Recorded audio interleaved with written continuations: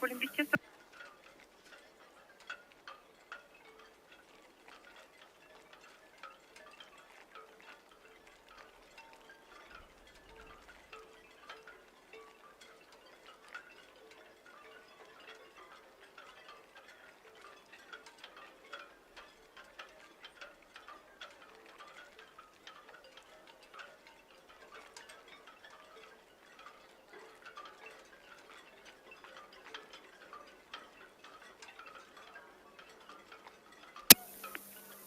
Busiest, welcome to busiest. Thank you very much. No immediate traffic for you.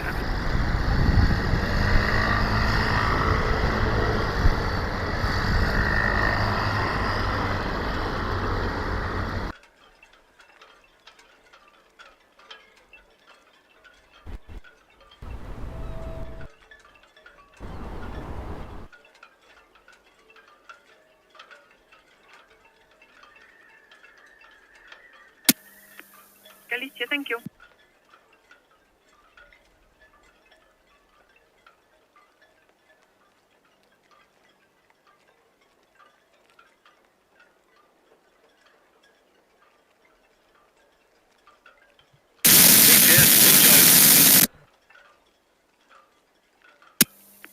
Drive.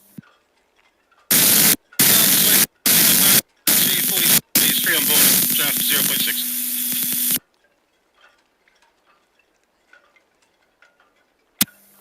Good drive, busiest.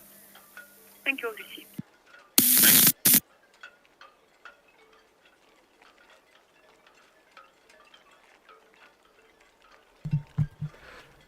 Ahoy, shipmates! It's a little bit cooler out there today. Barely 20 degrees centigrade. The wind was feeling very fresh. 81% humidity though, so a little bit sticky. We have 3 departures today. Queen Anne has just radioed in. She said she's still counting people, and she'll be ready to go probably a few minutes late. So Queen Anne is due away first, and she is going from the upper berth here, so we can't quite see her on camera. We can actually just see the wing bridge of Independence of the Seas. There is Arvia over there. No, Queen Anne will go first. She'll head on out, and then after that, Independence of the Seas. And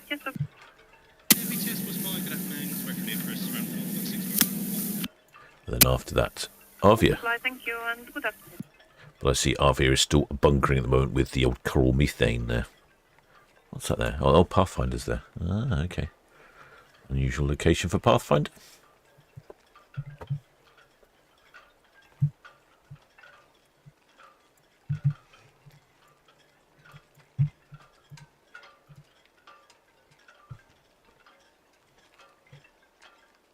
See, we have plenty of shipmates in the chat already, and I'm very confused about shipmate Georgina Stevenson here. She says she's been out cutting the grass. I mean, all the grass I can see, especially if you look over here on box cam, it looks all brown, dingy. Yeah, look at that. I don't think that grass needs cutting. BTS, the coral methane. Probably needs sweeping up. Coral methane, BTS, good afternoon. That afternoon, well, here we are. 46 berth on the outside, 6.5 for Rotterdam, 17 people on board. We'll be ready to go in about 5 minutes. Coral methane, thank you, that's all received, and no immediate traffic for you. Thank you.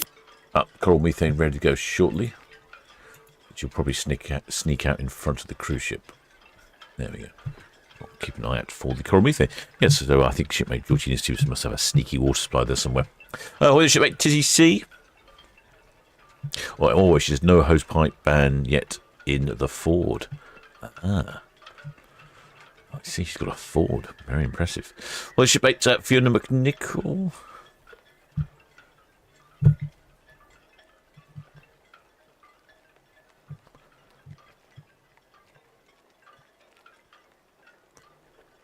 Or the Dawn Page, or the Edward Coates, or the Sue Hawks. Oh, your picture is actually, I've got to collect it next week. I've got the frame, got the picture, and then I shall drop that off to you on Tuesday. Oh, there, Raymond Morris. Arvia, the coral methane. Or the Edward Coates. I think I've caught everyone covered. Oh, the shipmate Randy Barnes is here from San Diego. Not quite San Diego weather today, but very pleasant.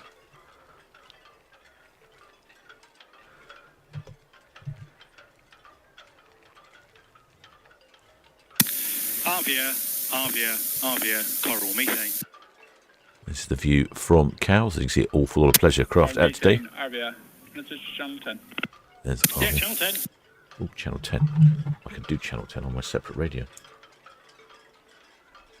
No, I can't. Oh. Well, this should make Land Rover Man. With a Tizzy Sea.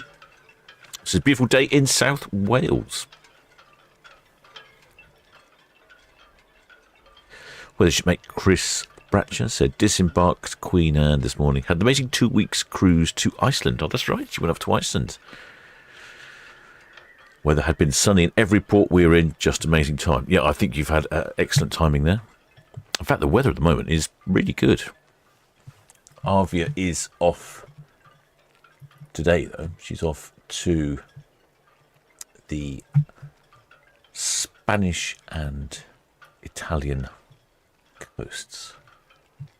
They're calling it a Spanish-Italian trip. What are they calling it? Not very imaginative. Calling it Cadiz in Spain, Alicante. Oh no, this is that's Queen Anne, not Arvia. Arvia is going down to Spain for 2 weeks. Yes.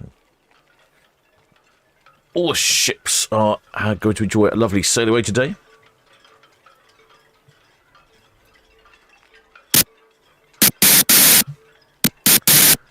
First away is the Queen Anne, and the Queen Anne is off.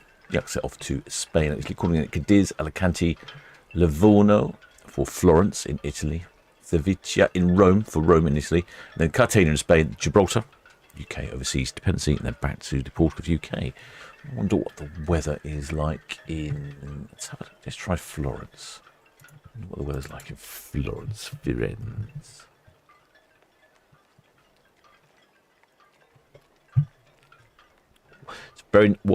Very nice tomorrow in Florence, 35 degrees and sunny. But I'm looking forward to next week, and it's going to be thundery and lightning.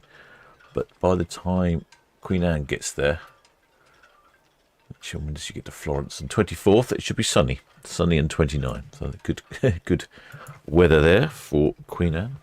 How about Cadiz? What's the weather like? Cadiz. Cadiz is high 20s and sunny.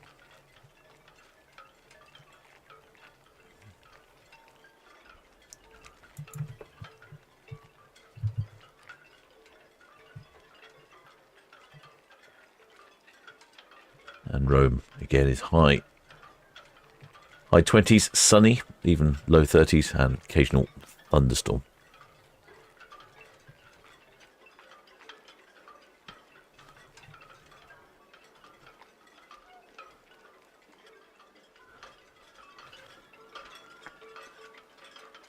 Well, there should be Paul Weaver.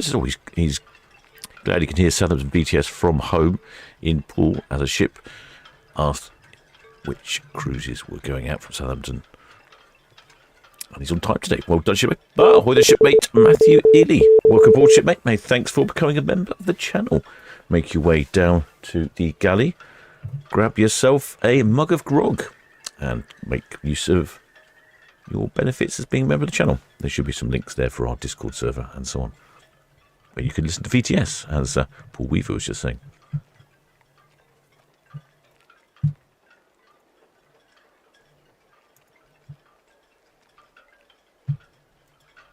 I noticed Paul from Love Cruise sent me some adverts earlier for Queen Anne. This is the cruise that she's on today, so that gives you an idea of some pricing, but also probably give the idea that it's sold out as well. Obviously a very busy time of the year during the middle of school holidays. Well, I thought the prices were fairly sensible for 14 nights on board. I don't know how much they go up and down depending on if it's school holidays or not. That's £1,500 for an inside per person for 14 nights. Obviously, you'll need to purchase extra packages and excursions on top of that.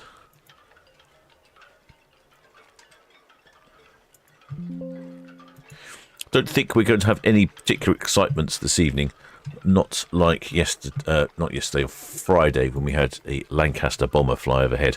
That was absolutely fantastic. The sound, I watched it back afterwards and checked the sound. The sound was excellent. I didn't get much footage of the actual plane itself because it's quite tricky. My cameras aren't really designed to follow fast moving objects like planes, and most of the time they're not designed to go point upwards either.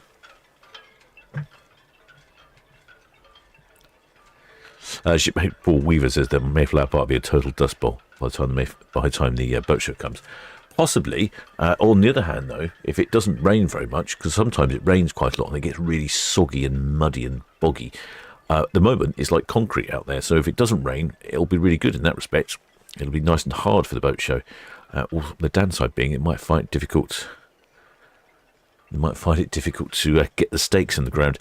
Shipmate Focus 34 said, "Is that God's House Tower they can see on?" Yes, it is. There is God's House Tower. It's just there. You can go and visit God's House Tower. Southampton BDS, Alison McGregor. But you have to pay. You have to pay to get up onto the tower. Alison McGregor, Southampton.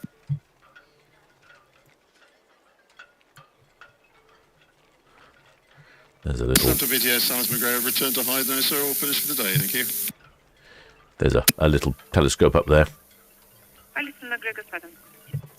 I don't know if you can see, there's also a map explaining what you can see, what would have been there in medieval times. You can enter the main building free of charge, and they often have a few exhibits in there, but to go to the actually up the tower, you've got to give them a small contribution. Town Quay.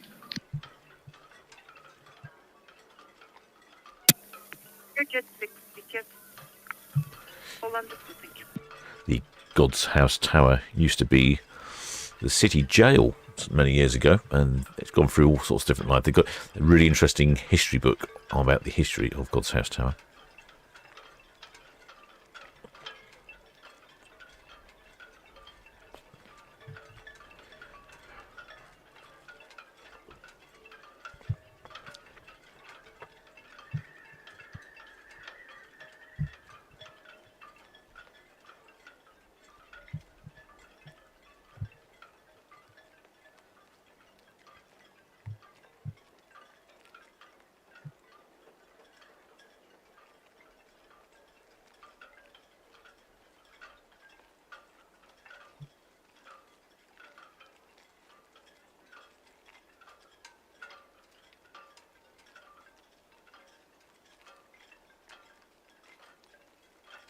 Well, shipmate Donna S.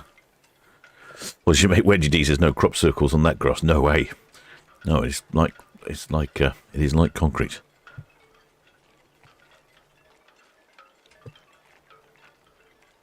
It is indeed a lovely Sunday. Queen Anne did radio in right at the beginning and said that she was still busy counting numbers. Oh, it's looking a little choppy there out in the Solent. I think there must be some racing going on. I've seen quite a few of these foiling boats out there.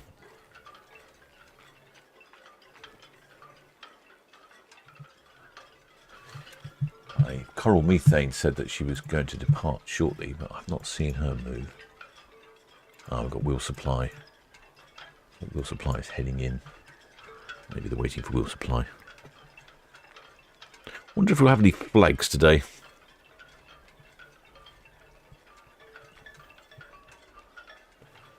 Have a quick scan. Let's have a quick scan down Arvia while we're waiting, shall we?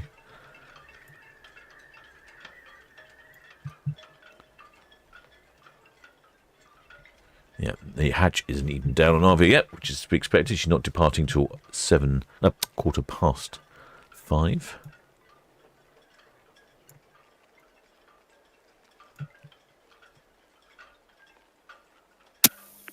Oh, Mark, thank you. Good afternoon.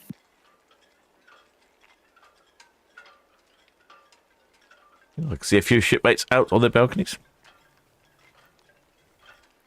You can see a number of balconies.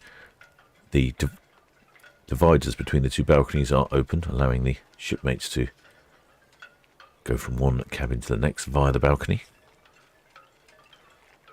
I can't see any flags. VTS, Osprey, Northwest Nottingham. Red Osprey, thank you. Thank you. Well, it's looking pretty clear.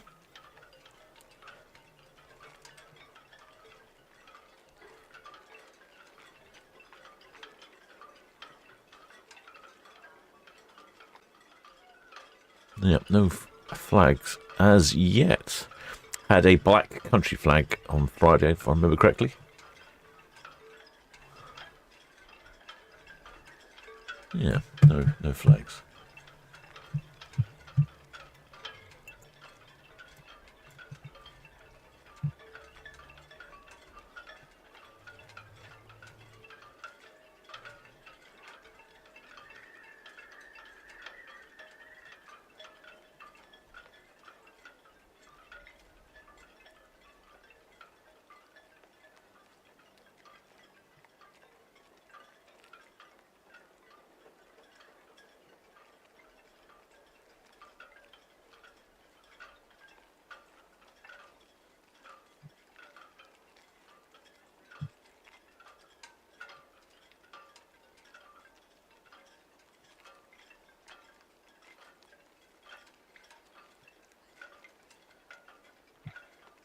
Nothing from P and Red, nothing from the Queen Anne's Arvia yet. She's at the other end of the VTS port. Queen Anne, I'm just singling up on 106 and I've got the numbers. Oh, you got the numbers as well. Thank you, Queen Anne. Queen Anne 76, all good, thank you. You ready for the numbers? Passengers 2907, crew 1218.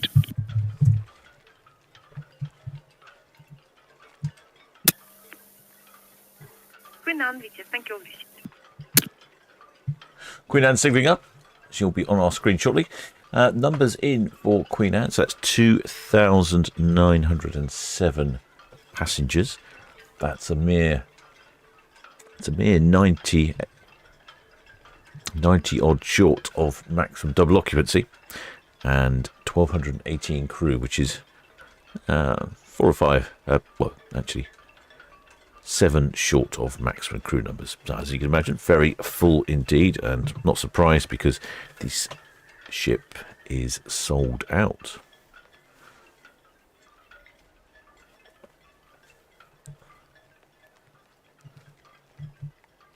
Where's the coral methane then? She's supposed to be backing out of the berth there. Coral methane is the bunkering vessel for Iona and Arvia. In fact, I don't know that any of the other LNG-powered ships get bunkered in Port Southampton. I only know of Iona and Arvia. I can't say I've been paying too much attention, but there are some other LNG-powered ships.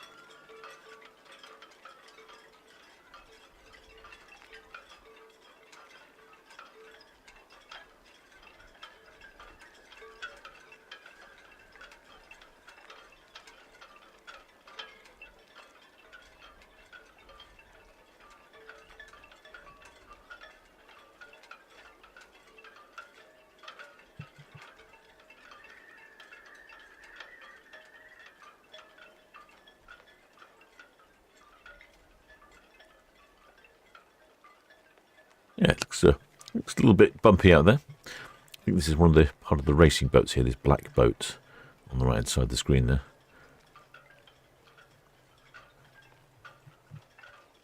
Arvia is singling up, so she'll be on our screens relatively shortly.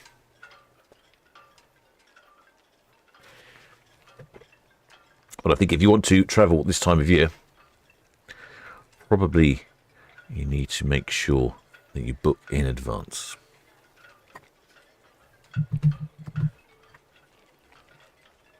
Or book outside the school holidays. How about this one? This is 14 nights in November for this year. Off to the Canary Islands, a couple of days at sea, then Funchal in Madeira overnight.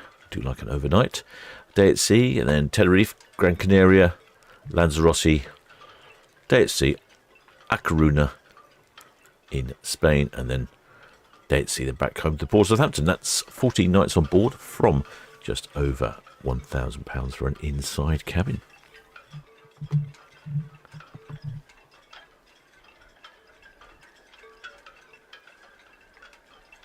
This one is for May next year. Greece, Adriatic and Western Mediterranean. 18 nights, quite a long one. I think it's got some interesting stops on this one. Cartagena in Spain, and then the Messina Straits in Italy, Corfu in Greece, Dubrovnik in Croatia. Lovely coastline in Croatia. I think you'll see some wonderful sights from the ship. Zadar in Croatia, Messina Strait again, Cagliari in Italy, Malaga in Spain, Gibraltar right at the bottom, and then off back to the port of Southampton. That's from £2,000 per person for an inside cabin for 18 nights, or £3,600 for a balcony. I think you probably want a balcony. There'll be some great views along there.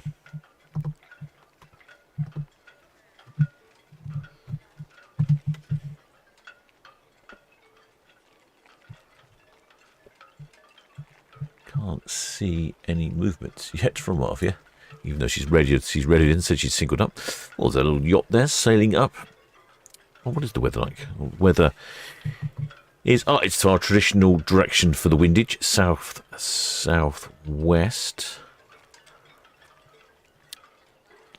about 11 knots, gently gusting, almost 20C, 82% humidity, and visibility not too bad, 19.6 miles.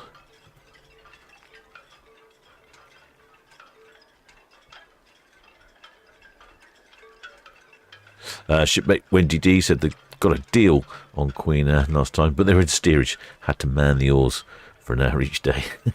That's the only problem with the steerage class, isn't it?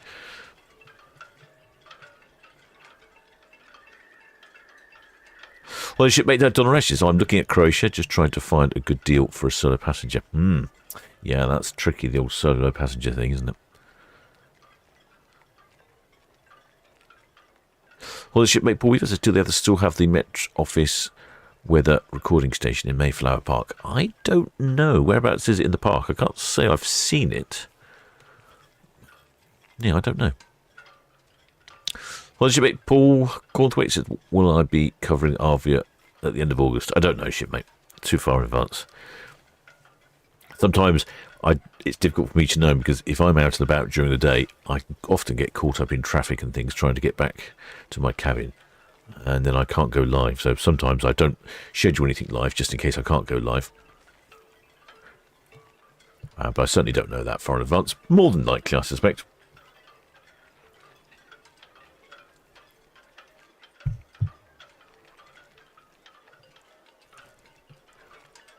Oh, right. We've got some movement now from Queen Anne. Queen Anne's been jolly good about honking a horn as she passes the outside microphone. The outside microphone is working. Yes, good. Yeah, working well. I like my new little button for the outside microphone. Very effective indeed.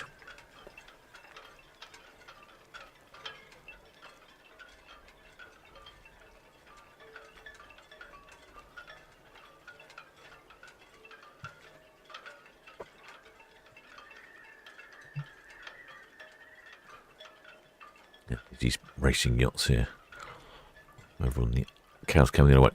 So you can see they're foiling yachts. The one on the right there, I don't know if you can see it, looks like it's got a couple of wings sticking out of the hull. Well, they are indeed wings. So they will, as it goes along about 14, 15 knots, that sort of range, it will start to pick up and lift out of the water. And as soon as it lifts out of the water, the speed of the boat picks up massively. Makes them very fast indeed.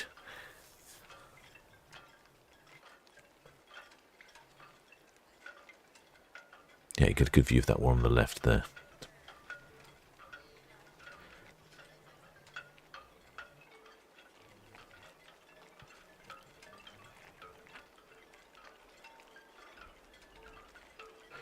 Well, shipmate Lizzie Clark says, oh, she's off on the fancy tomorrow. Super excited.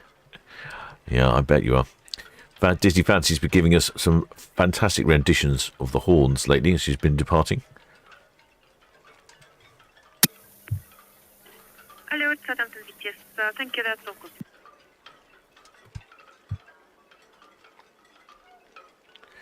Well, I'm thinking Queen... like I said, but I'm thinking Queen Anne should be on our screen soon, and there she is. Just poking through on the corner there. Let me zoom in and get a better view.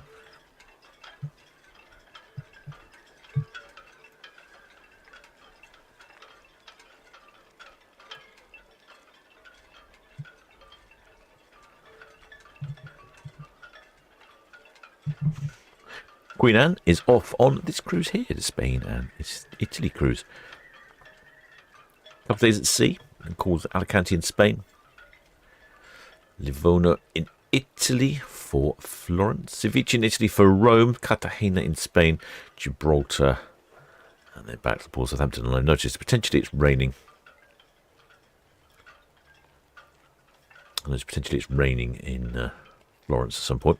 Oh, shipmate Matt King says no Met Office station in Mayflower Park anymore. Nearest one's in Otterbourne. I wonder where it is in Otterbourne then.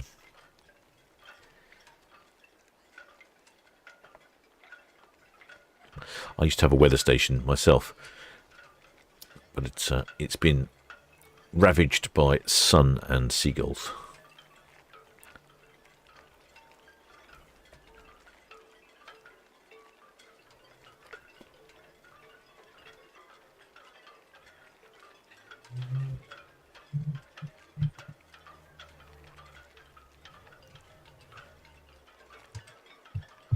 Well, there's shipmate Dean Drury says, waving from Queen Anne. Okay, we'll try and find you. Not sure how easy that will be. If you're up by the name, that makes things a bit easier. We're up near one of the chimneys.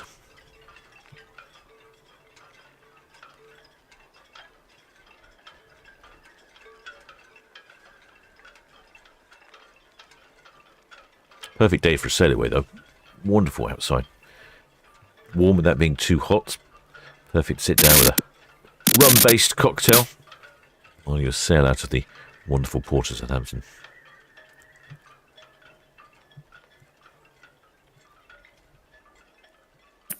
Queen Anne, Southampton Beach. Queen Anne. Queen Anne, Southampton Beach. For information, coral methane is on the way from 46. Thank you.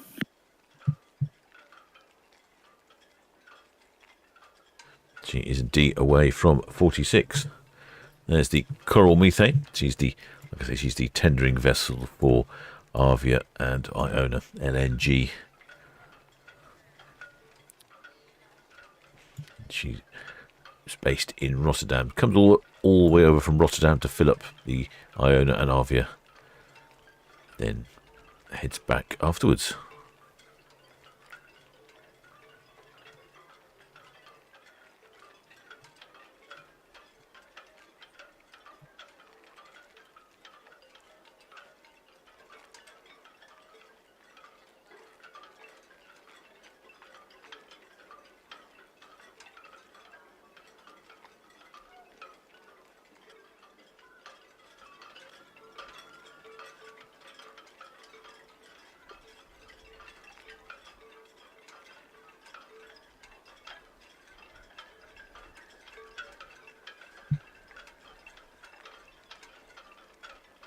Both the Arvia and the Iona LNG powered, and they can run for some considerable time. Their fuel tanks must be rather large.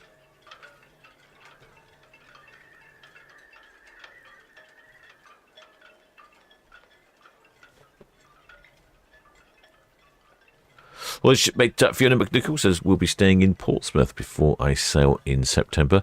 Is there anywhere to view the ships? Which ships are we talking about? Ships in Portsmouth or ships in Southampton?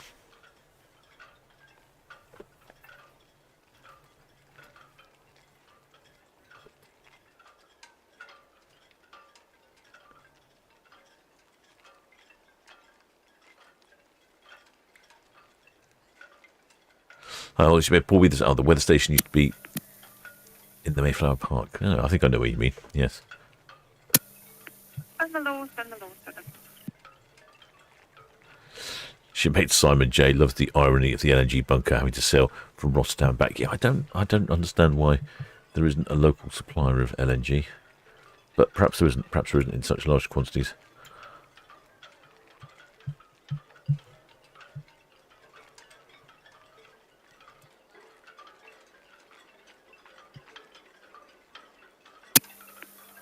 Stand alone, Southampton beaches. All understood, thank you. No immediate charge for you.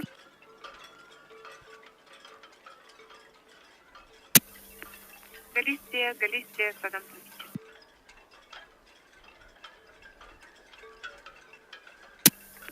Galicia, Southampton beaches. No traffic for you at the moment outward bound, but please keep a distance of 2 cables between yourself and vessels at anchor, please.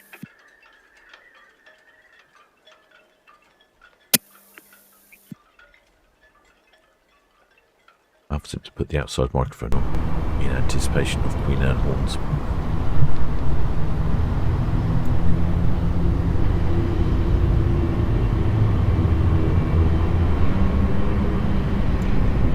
There's quite a few shipmates down there in Mayflower Park. We're still finished with the economy. Find out at Wicksburg. Sounds like we've got a plane coming in. There you go. There you can see the bow thruster working on the Coral Methane. I think she's heading back to Rotterdam.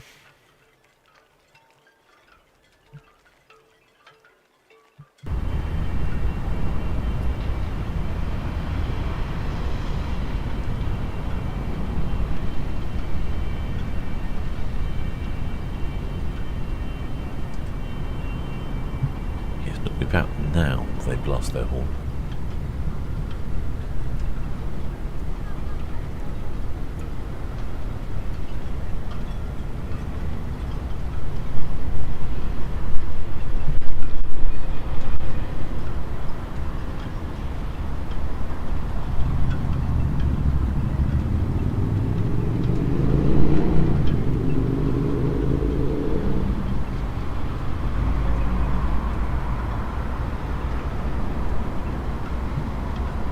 Queen Anne, the Coral Methane. Coral Methane, Queen Anne, hello. Yeah, that's all. No, we're just going to tack over by 40 berth and let you go by. Thank you very much. On my way.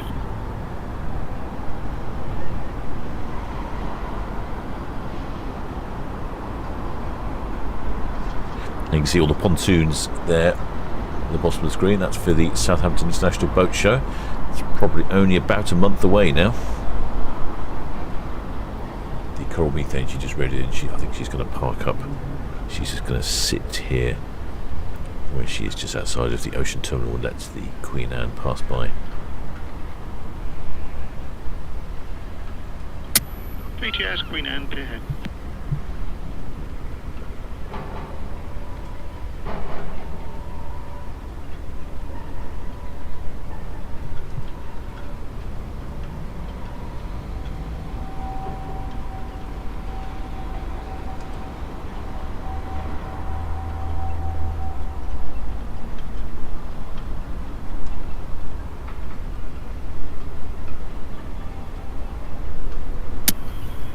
BTS, Queen Anne.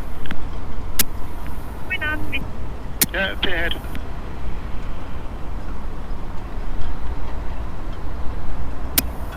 Queen Anne, all for this thing.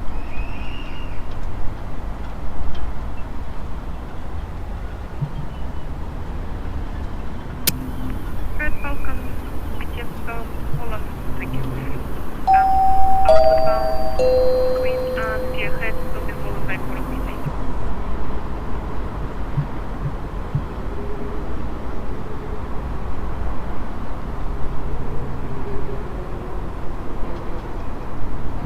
I don't think we're getting any honking.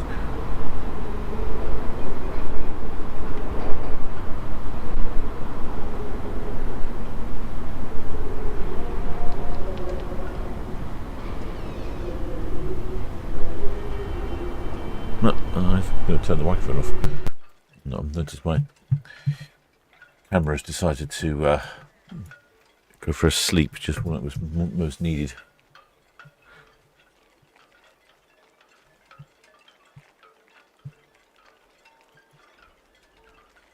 That's annoying.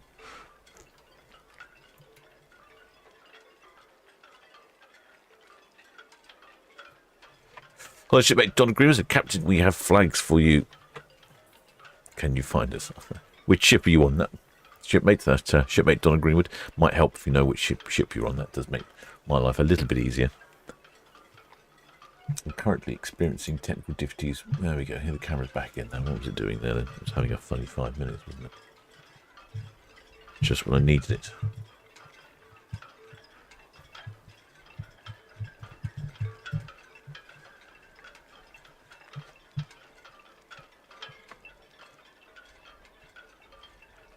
Right, now it's working again.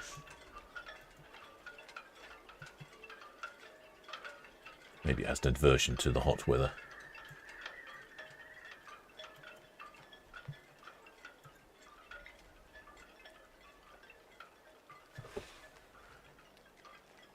There we go. Right, reconnect here as well.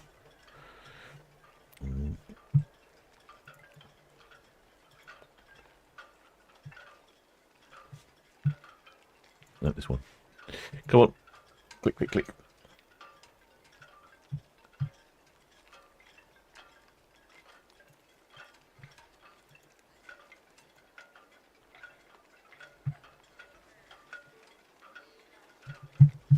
It's not working.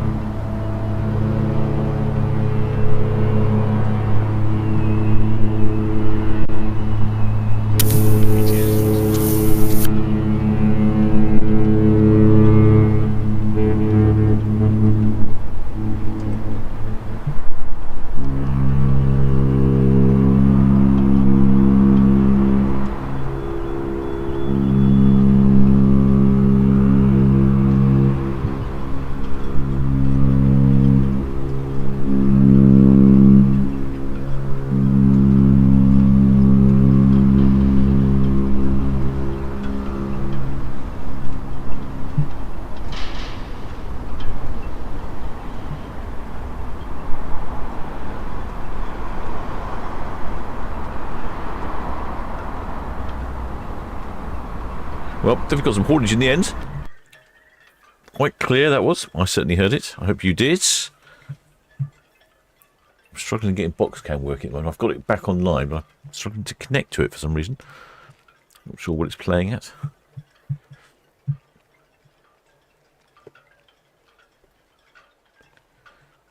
Yeah, I'm assuming the long deep horn was Arvia.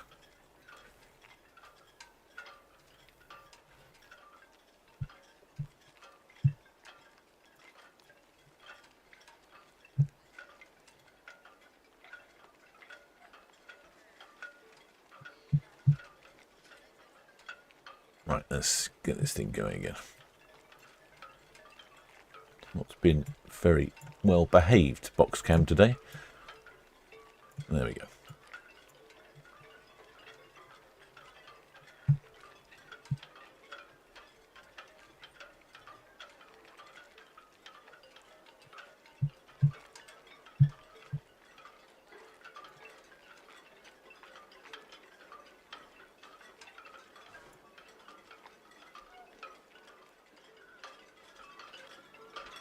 I did see some shipmates said they had some flags for us, but I'm not quite sure which ship they were on.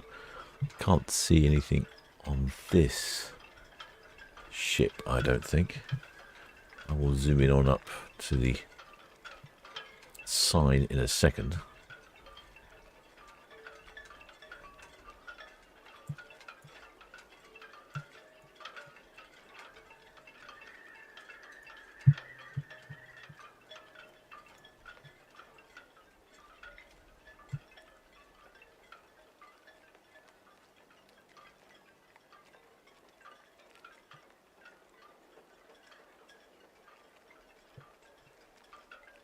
Quite a few people up on the top deck of Queen Anne. She is departing.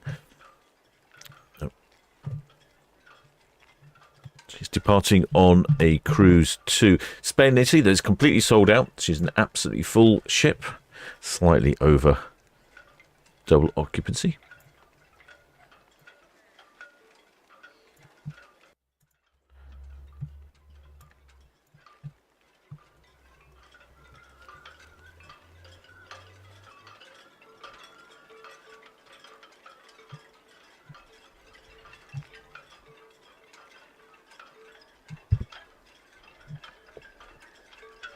I think people on board will be having a absolutely smashing cruise. Perfect weather. Lovely sail away from here. Great weather in all the various locations in Italy and Spain, according to the forecast. And probably more importantly, air conditioning in your cabin, which should be quite a benefit.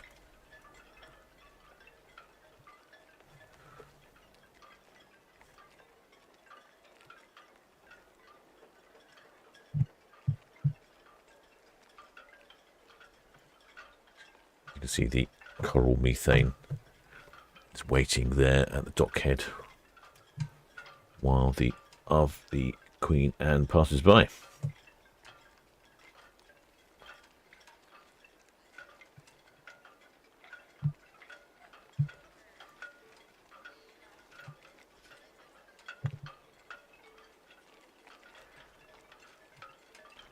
That's where I think I'd like to be, on the stern, rum-based cocktail, sitting down, enjoying the wonderful views of the port. So, a couple of wavers there on the corner.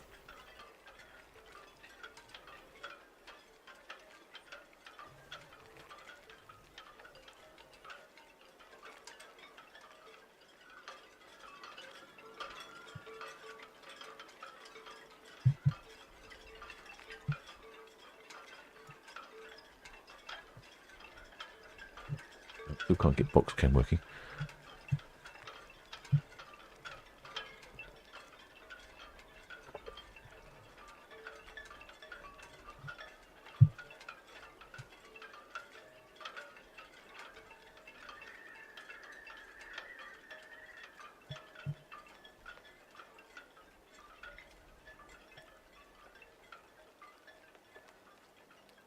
Quite busy over here. You've got the coral methane, the Queen Anne in the background.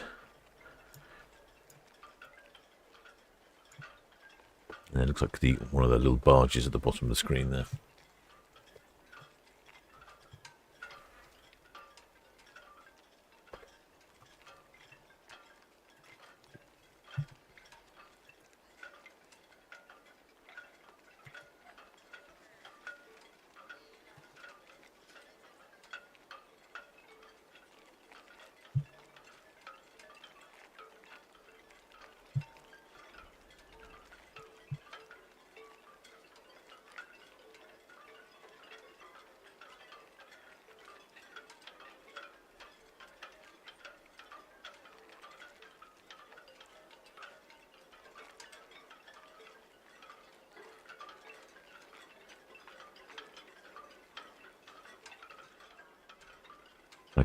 I just saw a couple of people waving some flags on Arvia, and just as I zoomed in to try and see what they were, they put them down.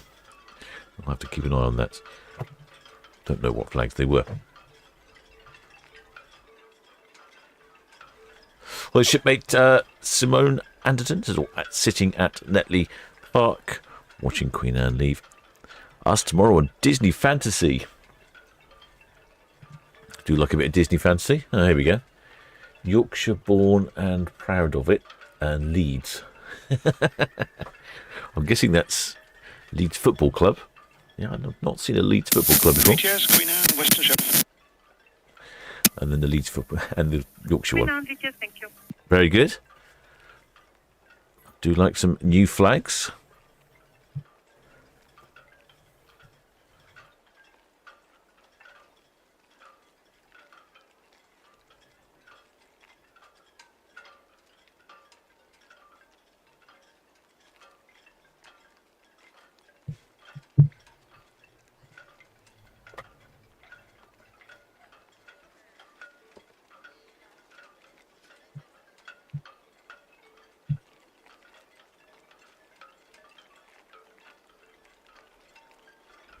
Well, the shipmate propellers of Rohan says, I am in no way jealous of these people going on their cruise in this weather. No, no, I'm not jealous either. No, not at all. Not one little bit.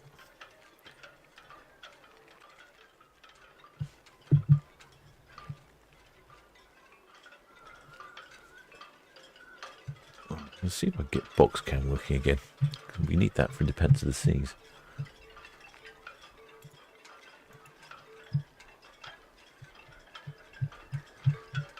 Why that's not working. Let's give it a go. Box cam.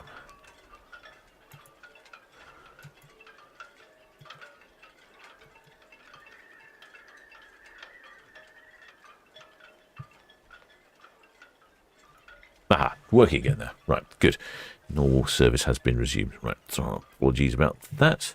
Then I went on there. It seemed to have a little bit of a reboot or something right in the middle of while I was using it. At least I can use that now for the next departure from that end, which is Independence of the Seas.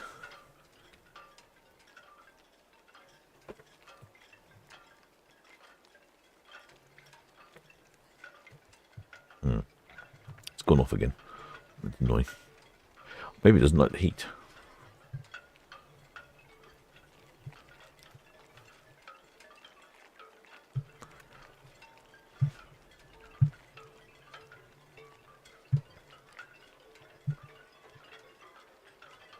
Well, shipmate Suzanne Jones's next Arvia cruise is hers. Well, shipmate Fiona Nichols is hoping you've not seen the one I have in a few weeks. Okay. Well, they're slowly going down through the list of county flags.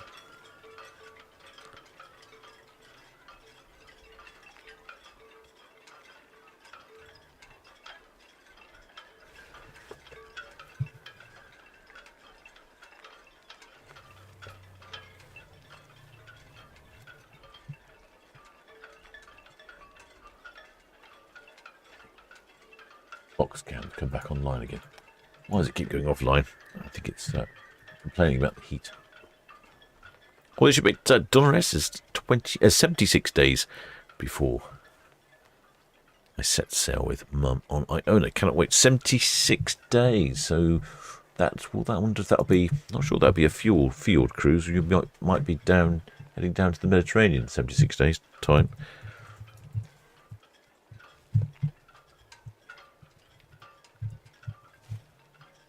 I know Mary's up, her itinerary moves down. Oh, there we go. Moves down to the Mediterranean during the winter months.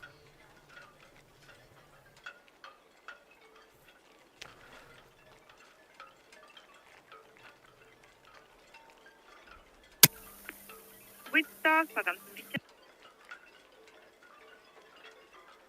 Shipmate Annabelle Dash there says that maybe box cam needs a rum. Yeah, I think it probably does. Needs some rum or a stern talking to. Not sure which. With yes, thank you, that's all. Right, let me just try box cam again.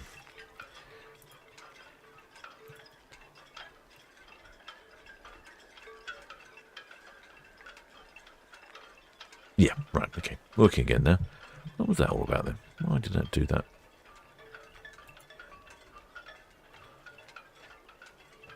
Okay, good. So sometimes these cameras are a little bit funny. Shipmate Dolores is on Iona. It's Northern Europe. So Hamburg, Rotterdam, Zeebrugge. I know the one you mean, yeah.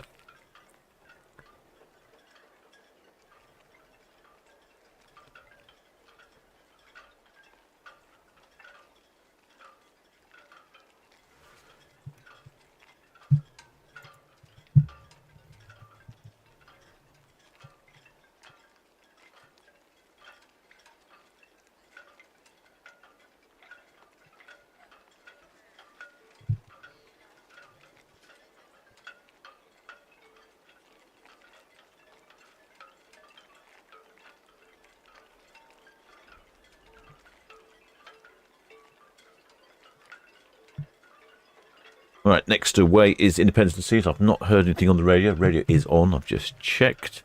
Box cam is now working after its little temper tantrum.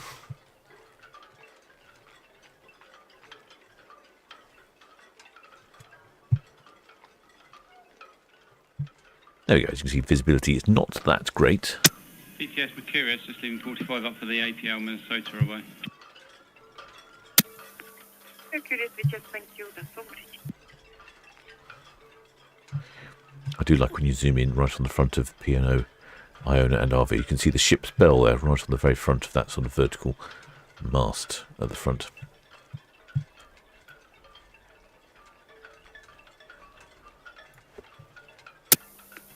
Just 6. We just thank you all understood. Outward bound traffic is Queen Anne, Names Lake. Clear channel followed by Coral Methane.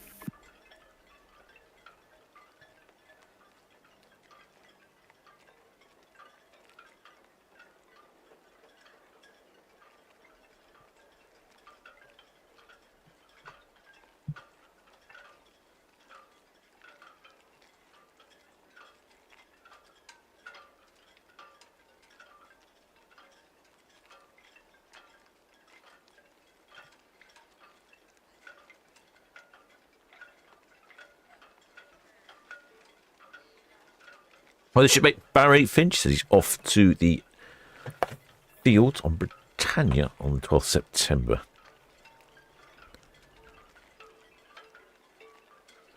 Well, the shipmate train crew says this is the best way for me to see the cruise ships as I'm 1,000 kilometres from the nearest cruise port. 1,000 kilometres?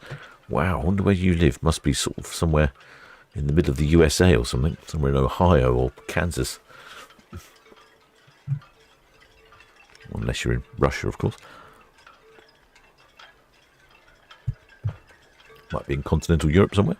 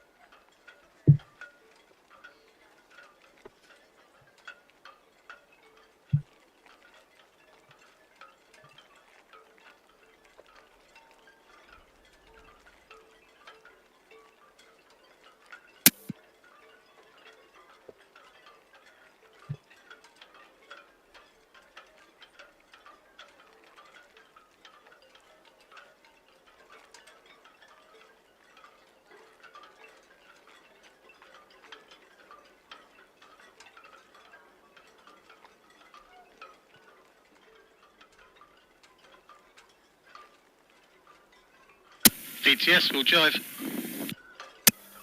We'll drive.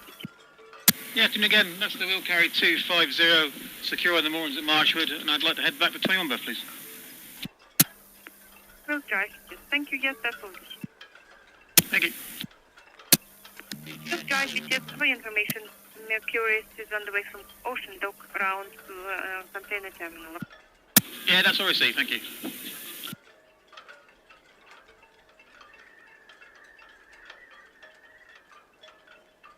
BTS, Eleanor. Eleanor. Yeah, that's breaking away from 44, Ultra SCT, for the sailing at the Minnesota. Eleanor, Southampton, all understood. Thank you. Next departure will be Independence of the Seas from 101 berth very shortly, and we'll drive it on the way from Marchwood Moorings back to the Empress. Copy all that, thank you.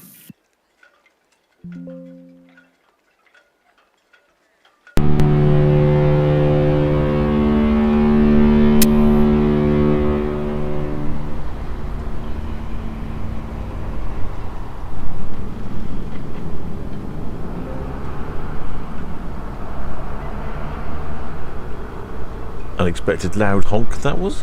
Where was that coming from? I think that was coming independent of the seas. Caught me on the hop.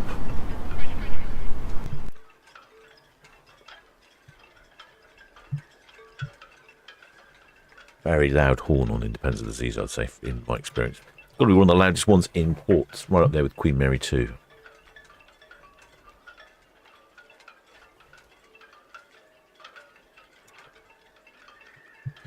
It's quite busy out on Southampton water. Quite a few people whizzing around on boats. Not a lot of wind. Red Osprey shortly departing Royal Pave Cat.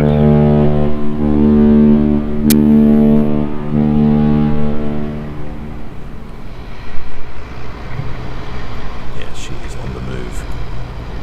Don't think I've heard a honk before. Or when she's moving. But we're all in favour of excessive honkage.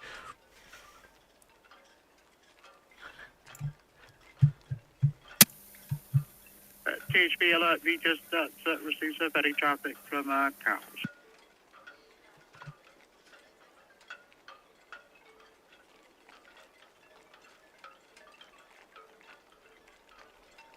There we go.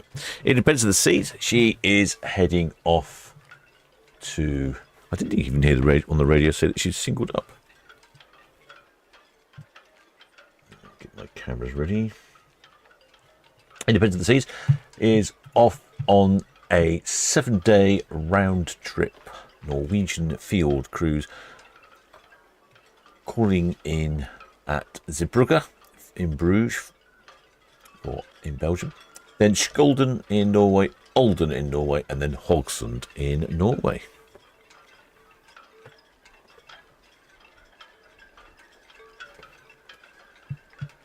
Yeah, it's certainly some good haulage from Independence of the Seas there.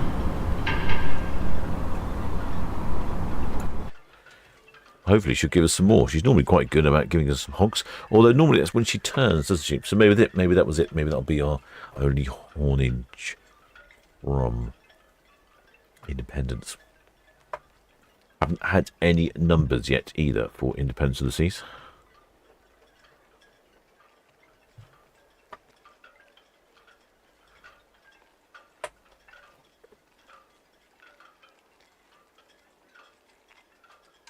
Well, the shipmate Shepherd Book said, was there any numbers for Queen Anne? Yes, we had numbers for Queen Anne. She departed with 2,907 passengers, 1,218 crew. That's pretty much a full complement of crew and only about 70 short of maximum double occupancy. So, very full ship. I can't imagine there were too many children on board.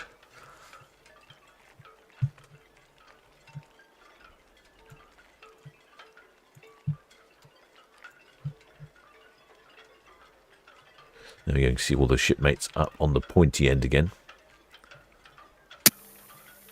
Galicia, sir, good afternoon. Received there's no reported large movement outbound from Portsmouth. Would start by Spithead anchorage underway as well, inbound from Portsmouth. Believe shall follow you.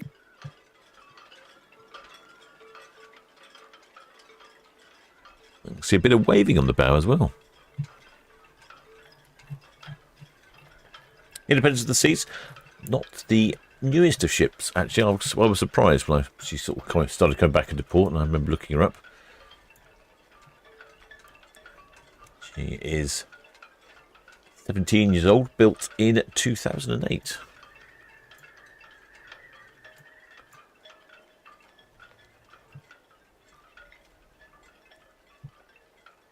She has anywhere from 3,836 maximum double occupancy to 4,600 maximum occupancy. I suspect she'll have somewhere around about 4,400. That seems to be the sort of running rate at the moment. All the ships seem to be departing very full, somewhere between maximum double and maximum occupancy. Of course, during the school holidays. Spitz, Eleanor, Red Osprey. Yep, thanks, sir. Yeah, you're welcome. Of course, during the school holidays, they have plenty of space to have an extra bunk.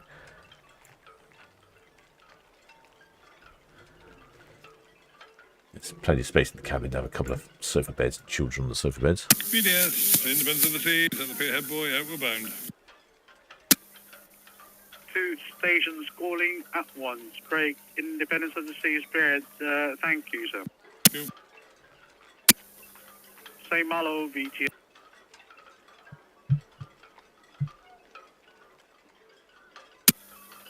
Say Malo, VT. Yes, say your last message, please.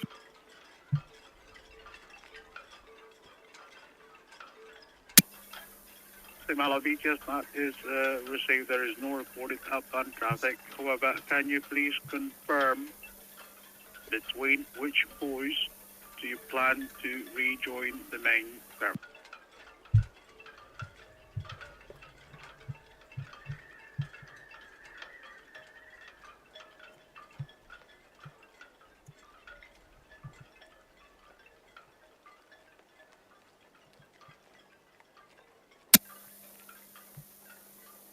The same LOV, just that's all received, sir.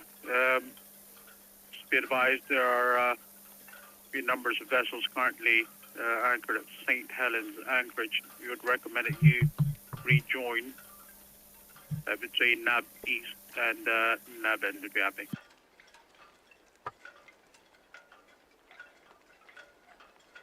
Naughty, naughty Paul from Love Cruise keeps sending me these very tempting transatlantic repositioning cruises. Fortunately, I can't really do this one because I think we've got our group cruise about the same time. That's going to be an issue. But good value for money. Look at that inside cabin from £580. Same LOV, just yes, please, sir, as long as you can maintain a distance of no closer, no closer. More than 2 cables, please. More than 2 cables and no closer. Thank you. 15 nights sailing from the port of Southampton all the way to Galveston in Texas. And that calls at Lisbon in Portugal. Station calling VT. Then a day at sea, Funchal in Madeira. Then 9 days at sea, then Galveston in Texas.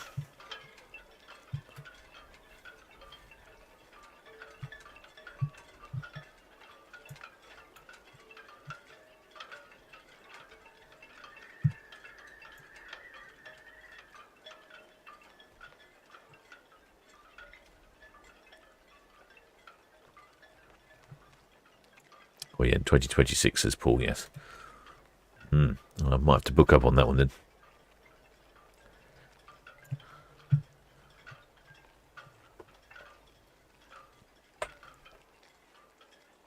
Quite a few shipmates out on the balconies. I can't see any flags on the Independence of the Seas.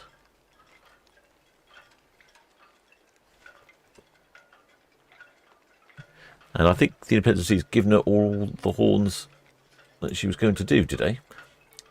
Good honks though. Did catch me on the hop. Well, the shipmate Chap book. He's recommending lunch at Willie G's in Galveston. I shall keep a lookout for that.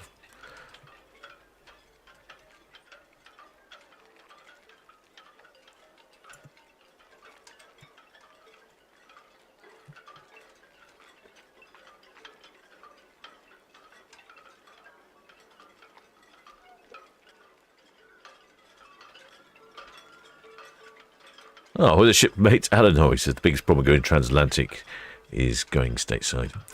He's not going to go there for another couple of years. I'm not a big fan of a certain orange, yellow, floppy-haired person then.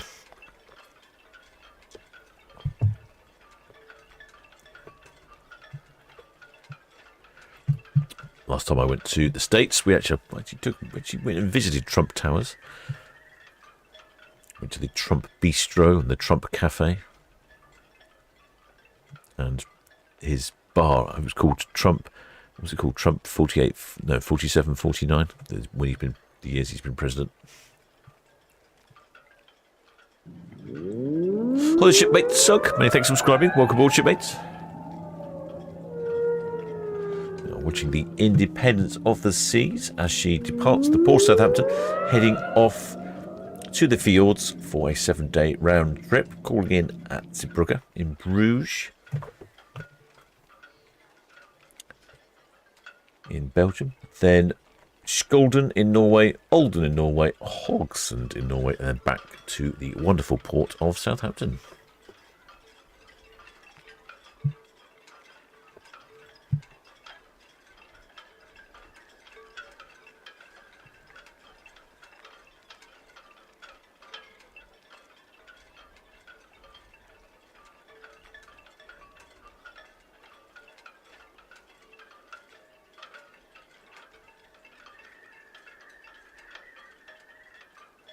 Oh, here come the Red Arrows, are flying past again, the Isle of Wight. They're returning back to Bournemouth. They've been performing down in Eastbourne. And they fly past every day at about this sort of time.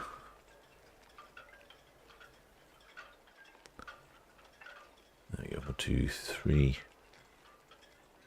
5 at the rear, 4 at the front.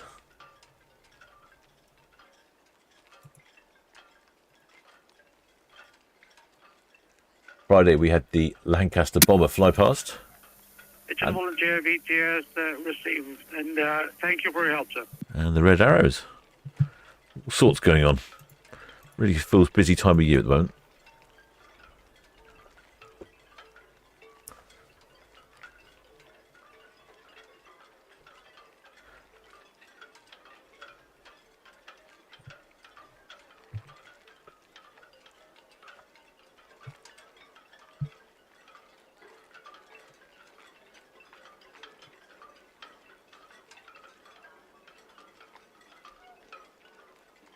Well, should be able to see any passenger numbers on crew numbers for Independence Seas? No, nothing yet for Independence.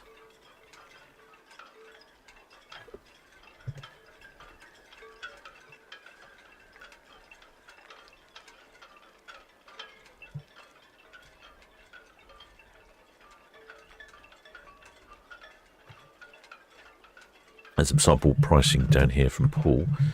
What have we got? Let's have a look.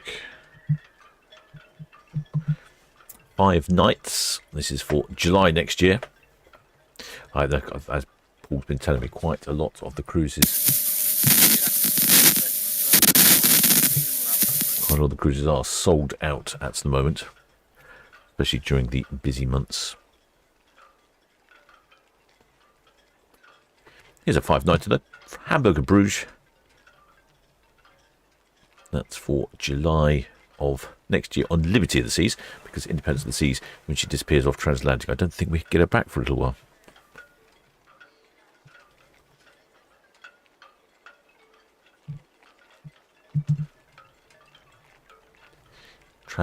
Transatlantic on Liberty of the Seas next year. So that looks very tempting. Might have to book that up. Or for September this year on Independence of the Seas, 9-night Spanish Flair.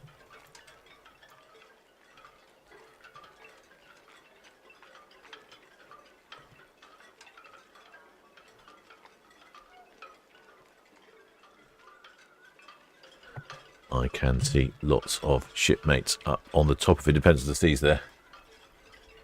Really enjoying this lovely weather.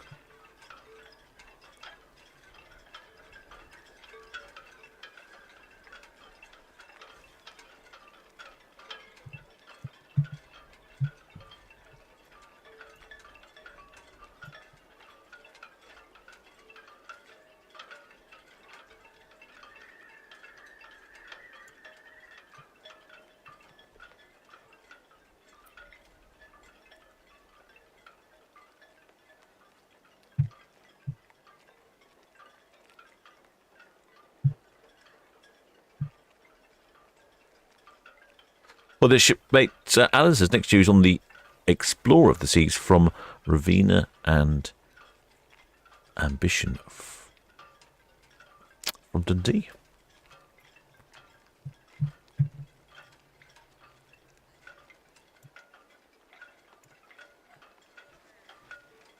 Yeah, steer line, Eleanor. Well, we can see the flow ride there, right in the centre of the screen. Yeah, afternoon, Cap. We're also up for SCT. It's starting to be at the moment. How would you like us to go? Round your bell or round your stern? Yeah, so I'm going to be turning starboard in the next couple of minutes or so. So just go round my bow because like I say, I'll be turning very shortly. What'll be my stern then? But yeah, just carry on as you are.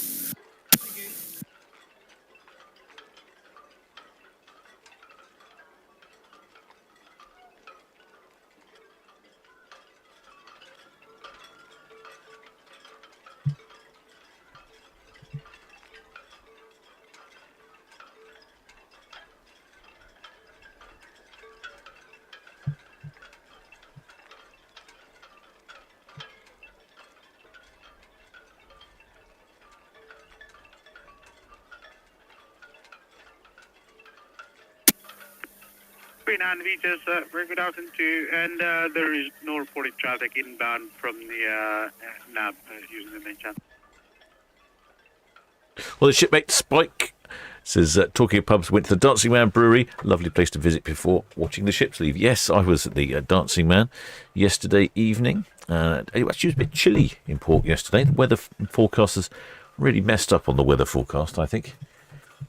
But the Dancing Man was reasonably busy. Do enjoy going there. Probably the captain's favourite boozer. I suppose, speaking of which, in case you're wondering, shipmates, I am the captain of the Solent Ships YouTube channel, broadcasting you live and direct from here in the port of Southampton. And that's 1 hour, 12 minutes for the captain's banner bingo.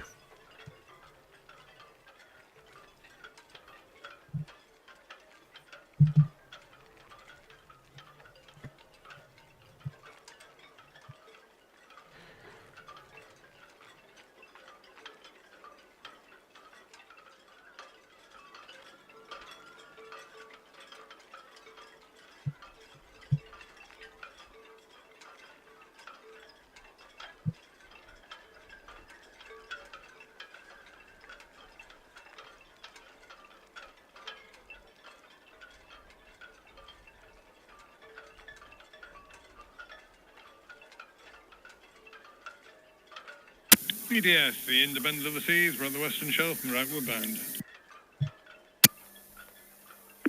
Independence of the Seas, I think, and wasn't shopping.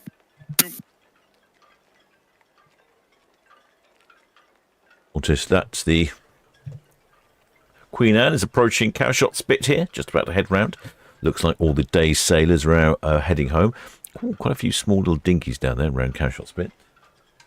Also noticed that we've got one line down on Arvia, so she's going to be ready to go bang on the DOS, isn't she?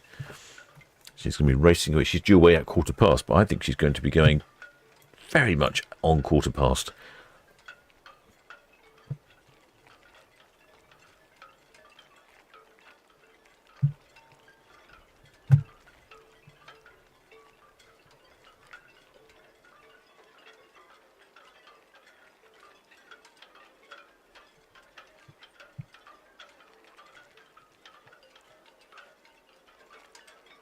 Just look a little choppy in the Solent now. All the boats bobbing around.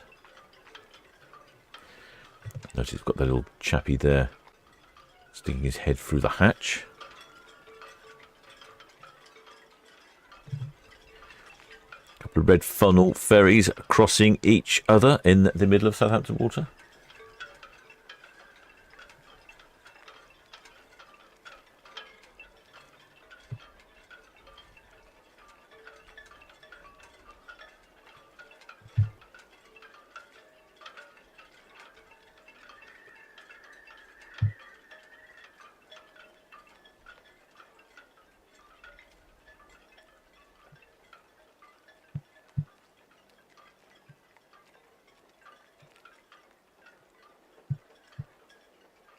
Oh, I think I've just spotted another flag on Arvia. Let's have a quick zoom in on that.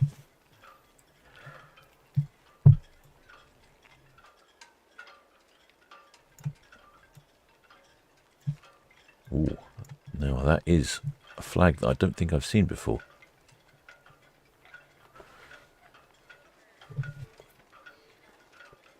Something. It says something. I'm not sure what it says. Tiger? Need to hold it straight, shipmates.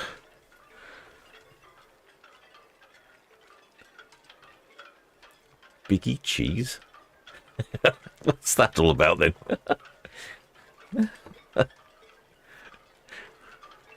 Excellent. Getting some waves from the little shipmates there.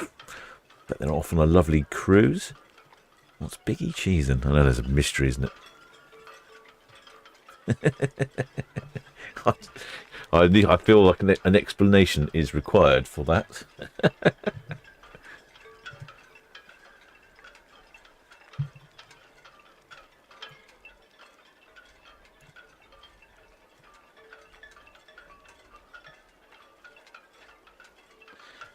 Don't know who it is in there. It looks like B.A. Baracus. Picture of somebody in.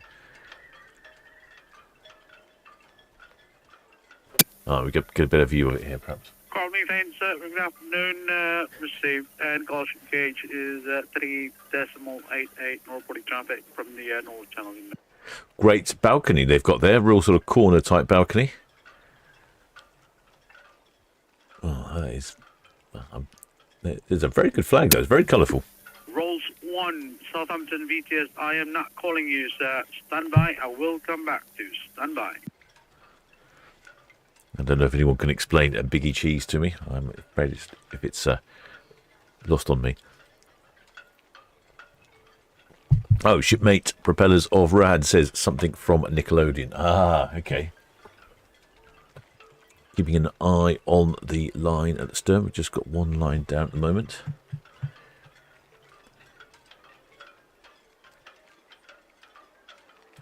Let's have a look at the front lines.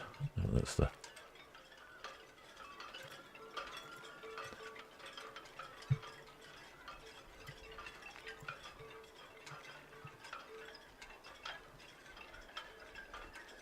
Yes, just got the one line left on Iona.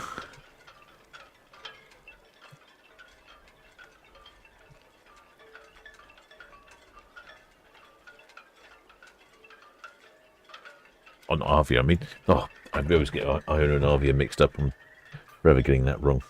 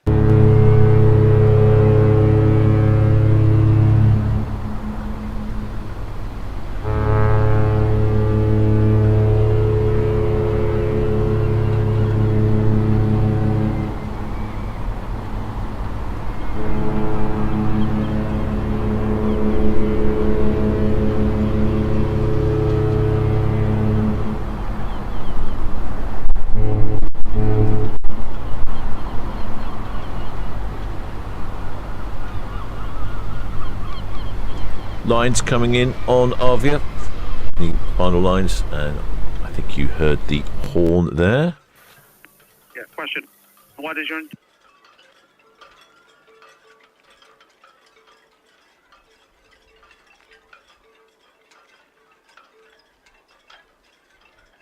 There we go. There's the final lines coming in.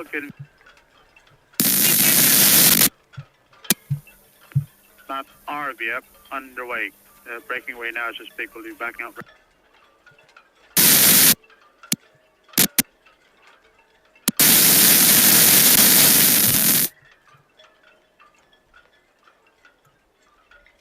There she goes. There we go. Queen just taking that turn around cowshot spit. Oh, we had to. Oh, the shipmate on the hatch was waving. Oh, I missed it. He was giving us a wave. Oh, the other week we had someone come out with a big sign saying something. Didn't get it this time. He was giving us a wave.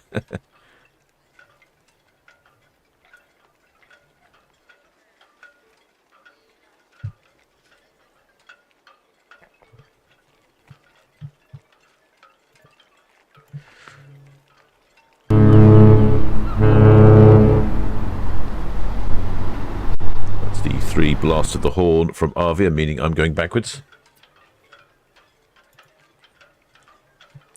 And at the same time, we've got the Independence of the Seas there. Traffic inbound, Red Falcon will hold south of Dockhead. Sika VTS. There we go, got 3 ships in shot. Excellent, haven't had that for a while. That's the Queen Anne in the very distance, the Independence of the Seas middle ground, and the Arvia in the foreground. May I have your deepest saltwater draft? Oh, we haven't had 3 ships in shot for a while.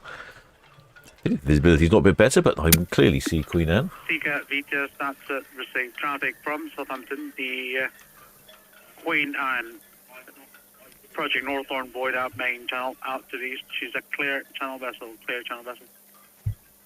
The Alica of Cows is approaching northeast right middle bound for Cows.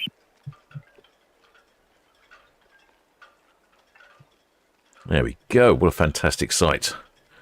I do enjoy it when we can pack the ships in to one camera shot. Arvia, good afternoon to you. Naughty, naughty.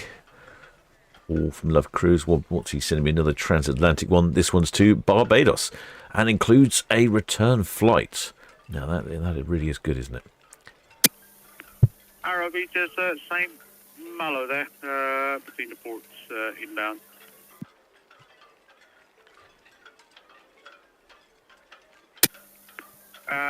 The Queen Anne still by Thorn Channel, passing Old Thorn Boy.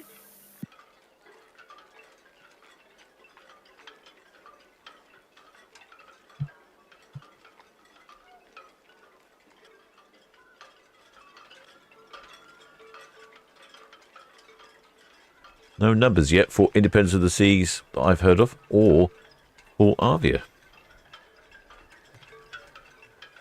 Plenty of shipmates out on their balconies, enjoying this beautiful sunny departure. We've had a good couple of flags. We've had Cheesy Biggs, or whatever his name was. Some sort of, Biggie Cheese. JHB alert, we just receiving the thank you protocols. I've also had a Yorkshire flag and a Leeds Football Club flag. Oh, I think I've got another one. Roger, at 6, shortly away from Town Quay for Cows, please. What have we got down here then? Red 6 VTS outbound traffic, Independence of the Seas, approaching Cadlen on the clear channel. And That's all copied, those are now from 46. Red Falcon holding south of Tokyo. That's all copied, thanks very much, 6 I would think that might be a Cornish flag, is it? It's, I can't quite work out. It says something. It's tricky to read. Got a lamppost in the way as well. Out of the way, lamppost. There we go. They've spotted themselves. Waving back to family and friends back home. Making everyone very jealous of your sunny balcony there.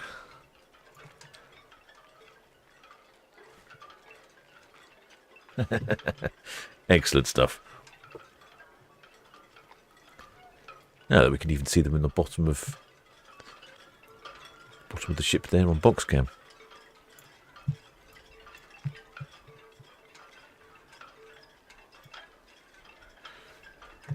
Yeah, very animated. Excellent.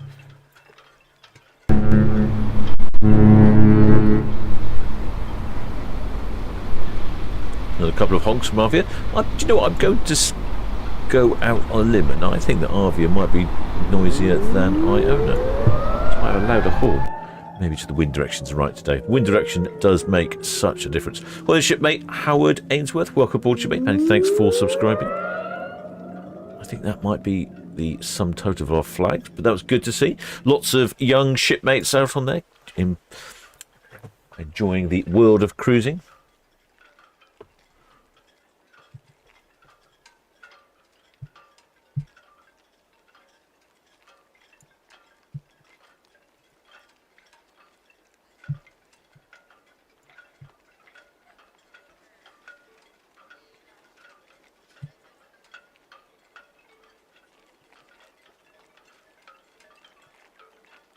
We're now driving around the Bramble Bank.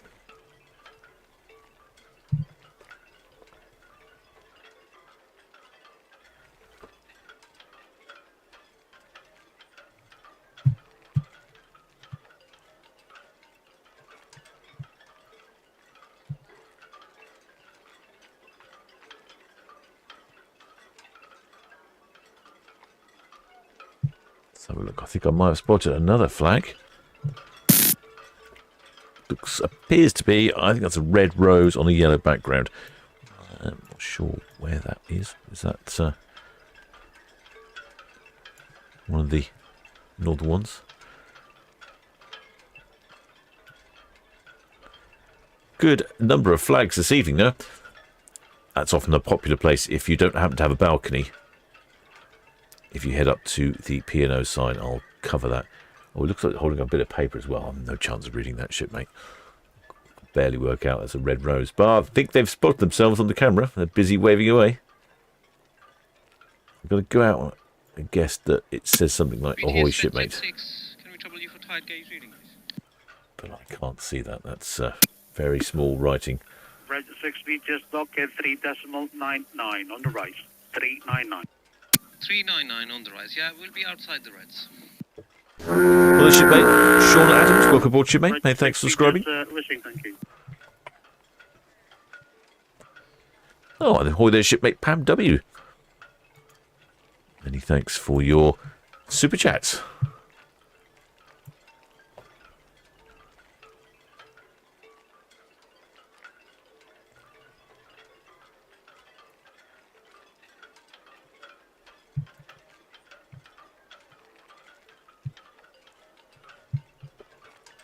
No numbers yet on Arvia.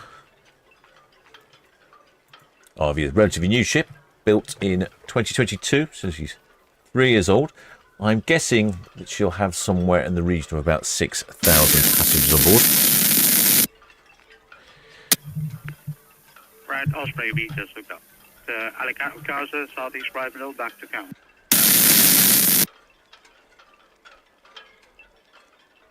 Most of the ships are departing with higher than double occupancy, but not quite maximum occupancy. Shipmate propellers, Rowan says Lancashire. Odd Salty said Cornwall. Kernow for the other flag. Yep, yeah, I think that's right. But yeah, I think that may well be Lancashire.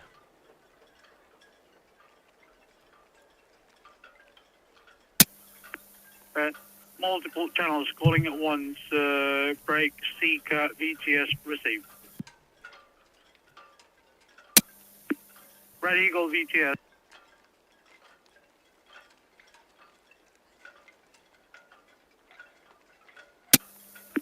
Red Eagle, VTS receives outbound Queen and third of W's Boy, clear channel. Independence of the Seas approaching SO1.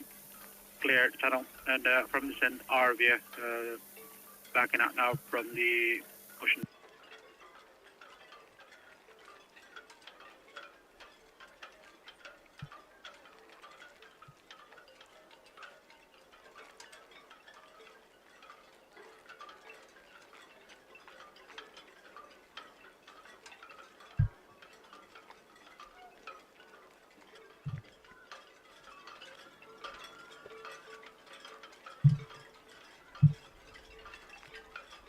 I'm not even sure I've said where Arvia is off to. Where is Arvia off to?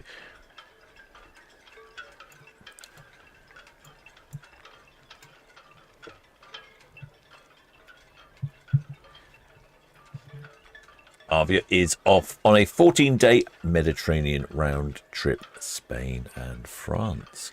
Calling in at La Coruna in Spain, Malaga in Spain, Alicante in Spain, and then heading further to the south of France for Toulon. On the French Riviera in Provence. Then that's the furthest point. Then she turns around from there, then hits Barcelona on the way back, Cadiz, all the way back to the port of Southampton. I think the weather is going to be fantastically warm. That'll be a great cruise. Hopefully it'll be relatively smooth sailing across the Bay of Biscay as well. Oh, let's have a quick look. We could have a quick look at that, actually. Let's see what the winds are going across Biscay. Biscay can be a bit troublesome.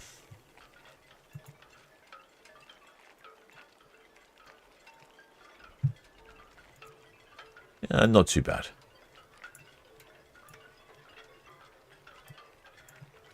Relatively gentle winds across the Bay of Biscay at the moment. She'll depart Port Southampton. I think she'll go east round the Isle of Wight. Pity they won't go past the Needles, but that doesn't seem to be the preferred way. Then she'll head down past this way, down to A Coruna, down here. And yes, it looks very gentle winds.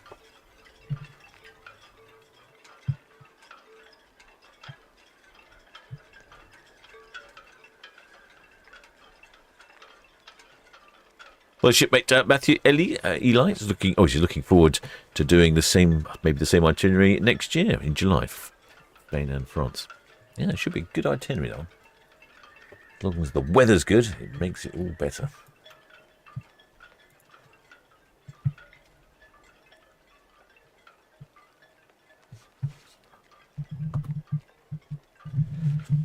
Maybe I'll have to think about booking up something transatlantic for next year as well. Not that one, though, because that's for this year. But including a return flight, 14 nights on board, and the return flight for 929. I mean, like I said, that includes all your food, all your meals, all your entertainment. That's cheaper than living in the UK. Turn the gas heating off for 2 weeks. Pay for itself. And this is a bit like shipmate Matthew. He's on something similar. I think this one probably is off in July. So something similar to that. That's an idea for price if you want to book somebody for next year. 7 nights, that one though.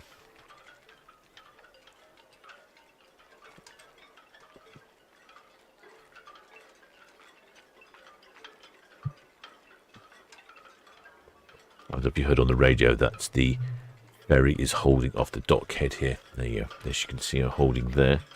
She's waiting until Arvia's moved out of the way. Not crowding up the departure. There you go. You can see her there. Oh, someone's out on the trapeze on their dinghy. I do like being out on the trapeze. It's the way to go. As long as whoever's steering the boat doesn't ditch you in the drink all the time.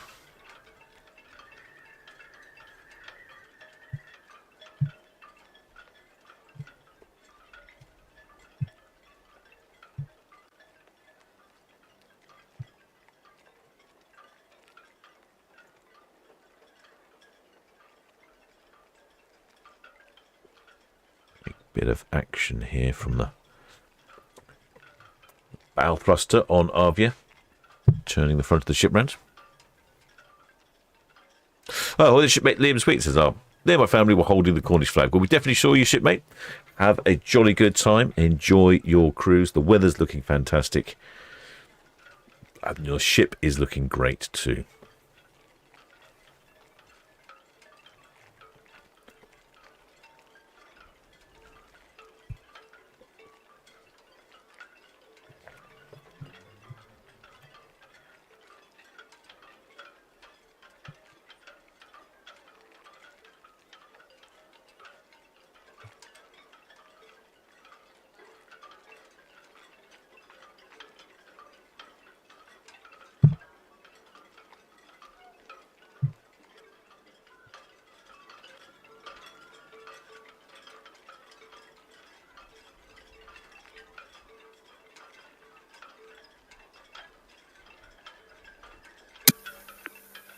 Rolls 1 Southampton VTS.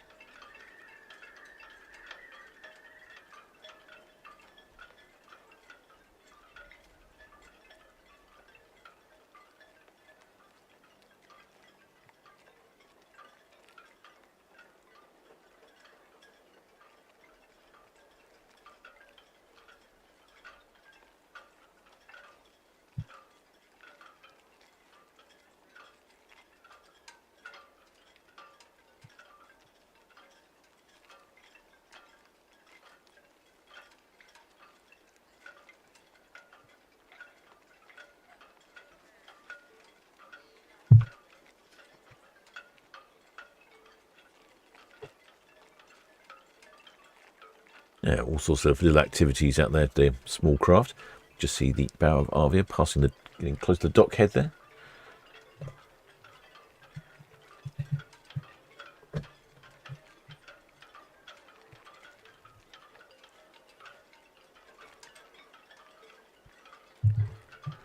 Notice we have Disney Fantasy departing tomorrow, and the Ada Perla. So far, Disney Fantasy has been giving us an absolutely marvellous rendition of all her horns. I hope that continues. Disney Dream that we had last year, very stingy with the horns. Only did them once. In fact, sometimes didn't even do them once. Red Falcon, Arvia, you're welcome to come on through now.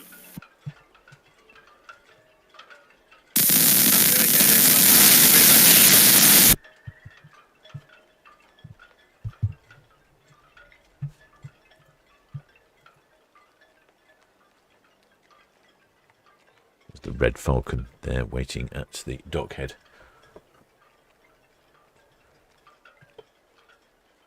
Well, shipmate, Danny's drawing. I'm going live next. Not sure about Monday at the moment.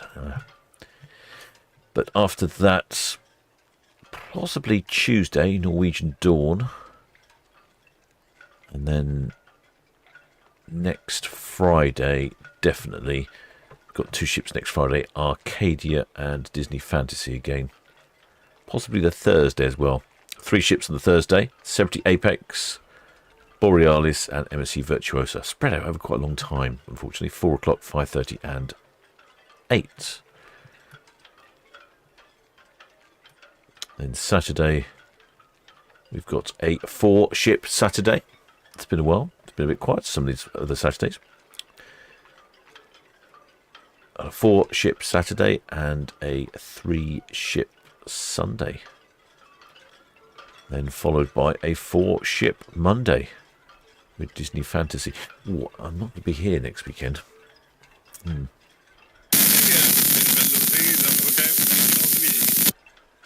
Independence of the Seas. Grab some numbers. Independence of the Seas, receiving, thank you. Thank you. So where's Independence of the Seas? Because I've got a new antenna and I think it's definitely working better. Oh yeah, Independence of the Seas is all the way down near the Fawley Terminal and I'm picking her up. Oh, I'm quite pleased with my new antenna. I've got another location for it to go as well. So yeah, that's where Independence of the Seas is, and we actually heard her on the radio. That's excellent. I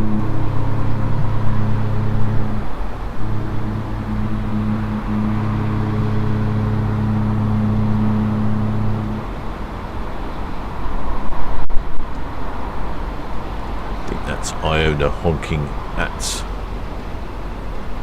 Sorry, Arvia honking at the ferry in thanks. You'd have a great view if you're on top deck of the Red Falcon.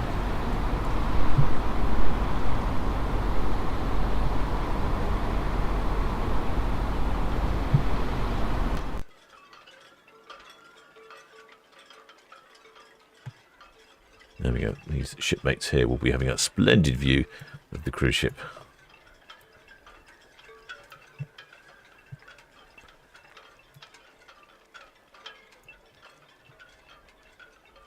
It gives you some idea of the scale of the ships here. I mean, you can see how small the ferries look compared to the cruise ships.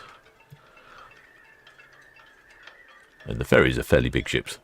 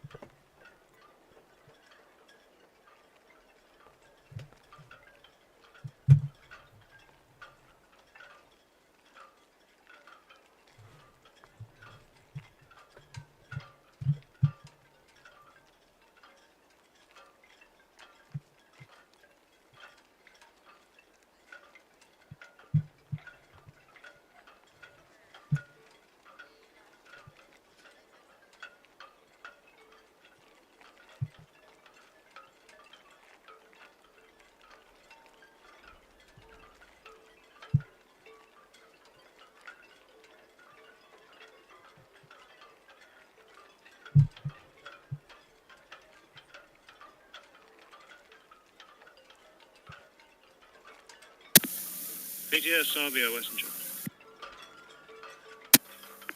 Arvia, VDS, Western Shore, thank you. Red Falcon. VTS Red Falcon. Ma'am, thank you for the hold early. Oh, that's no problem.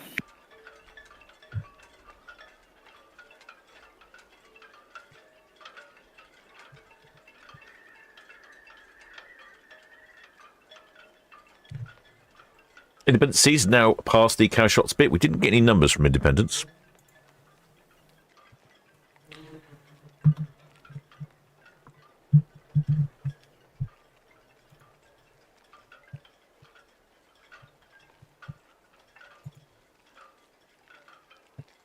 I don't think we had any numbers for Arvia as well, but I think we can safely say that they're going to be fairly busy.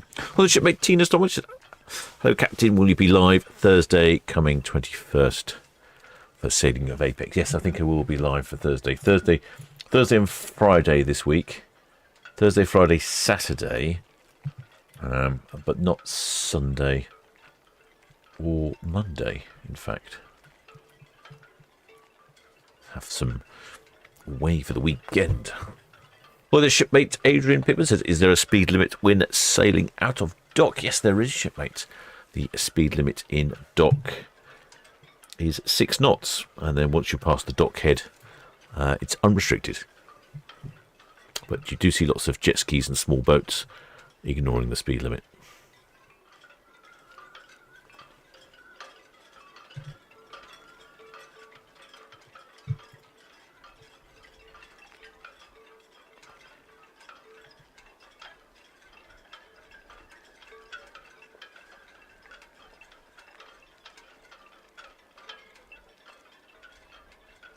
Shipmate Ali Kuma says, with Captain Wesley Dunlop on the Disney, you are guaranteed good honkage. He's the best. Yeah, certainly are. He doesn't let the entertainment slide. And as one of the shipmates said in one of the comments somewhere, it's like free magic with the horns.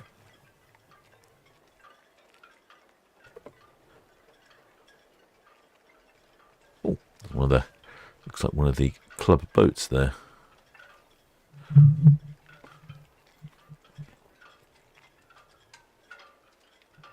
Don't know if that's anchored on a buoy. It must be anchored. I don't know. I remember seeing any buoys in that part.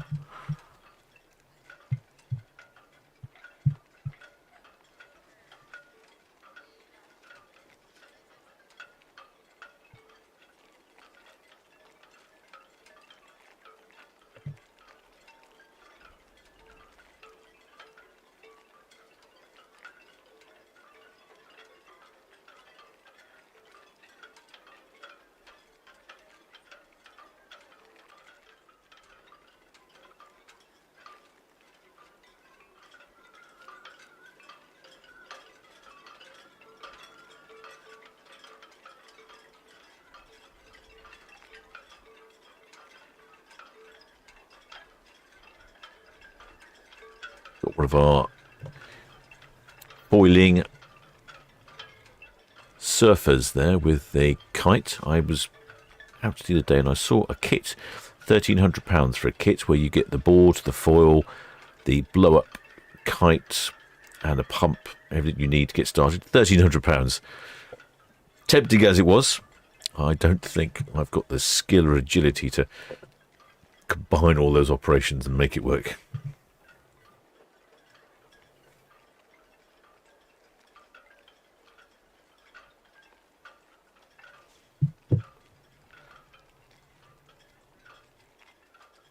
See the pilot boat, or the ABP at the front, the Harbour Master.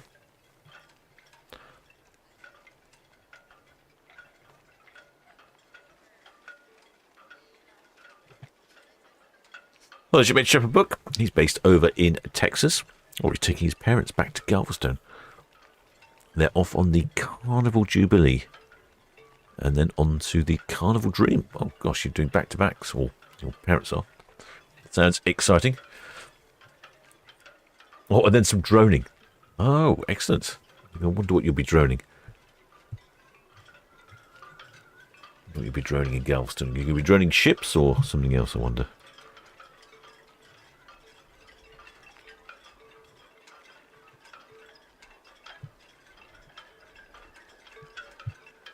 Independence of the Seas, just going around the corner here. Shipmate John Bridges says Biggie Cheesy is a character from the movie Barnyard.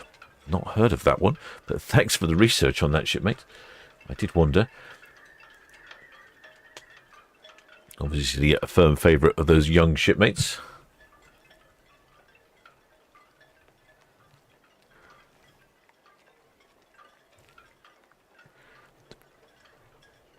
Get a good view here as they turn around Cashot Spit, avoiding the bramble bank. Shipmate CS28 harder than skiing. It's got to be much harder than skiing because you're foil boarding and you're trying to fly a kite at the same time. It's like the old, patting your head and rubbing your stomach type thing.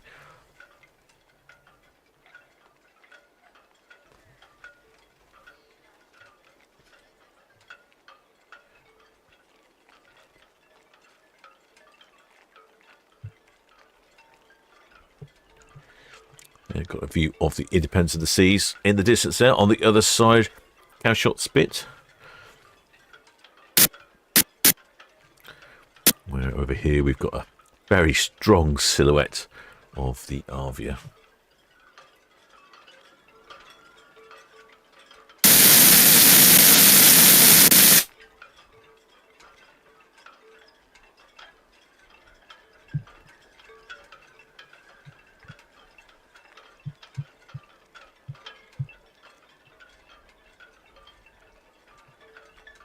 Oh, shipmate, separate book, or probably not droning. Thunderstorms forecast. Yeah. No, I'd probably not best to drone during a thunderstorm. I've not tried it myself. I have droned a little bit when it's been raining.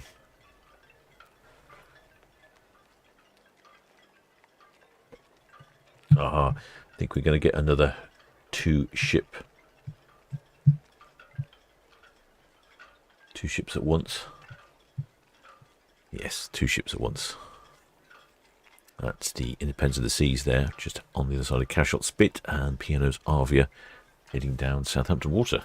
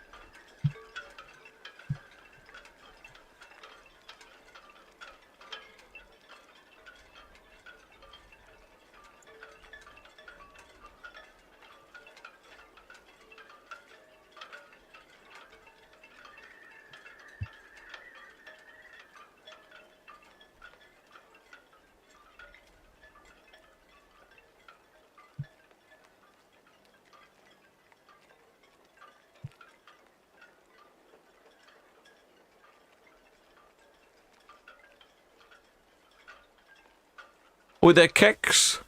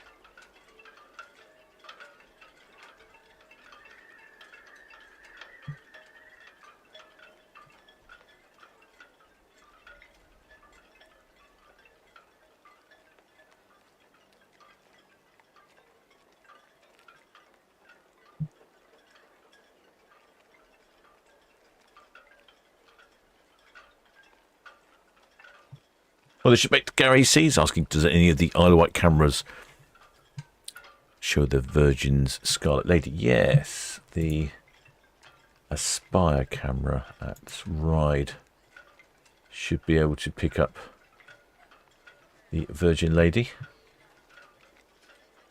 If I can show you. Yes. Well, I can't show you because he's not there yet, but no. There we go. Yeah, that's the Aspire camera in Ryde. And I think we can get a view of Queen Anne on this one as well. There's the ferry to Fishbourne to Portsmouth. There you go. There's the Queen Anne. And this one will eventually give you a view, when the time is correct, of Virgin's Scarlet Lady departing the port of Portsmouth.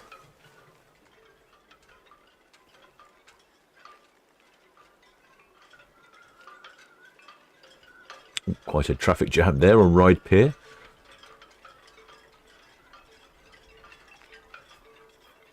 Then the hovercraft terminal is just round to the right. And that's the Fast Cat that you can see, just about see right at the end of Ryde Pier. That's the Fast Cat to Portsmouth.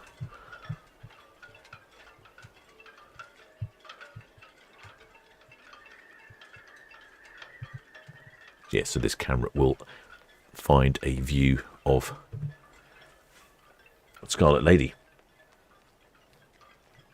I don't think she's due away till 6 o'clock just yet. In fact, I can have a quick look on the map, see what if she's still there. Yeah, she's still there. She hasn't moved as yet.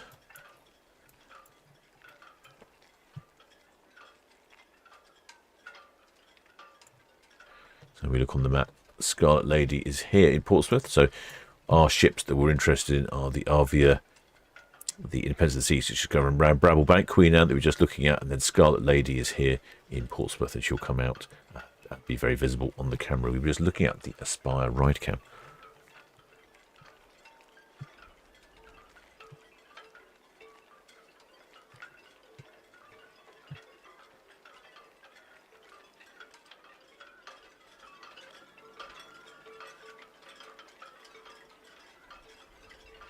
And then you can see the Fast Cat there. It's a bit like the Red Jet from Southampton.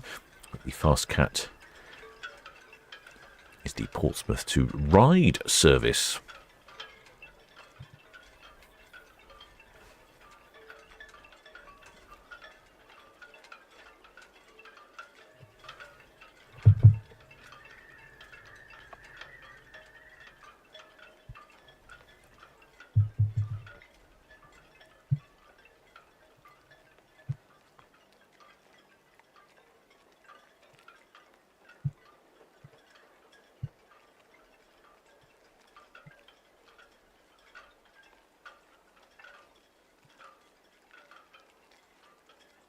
See if some of the ships have a bit of a lead as they go around the corners.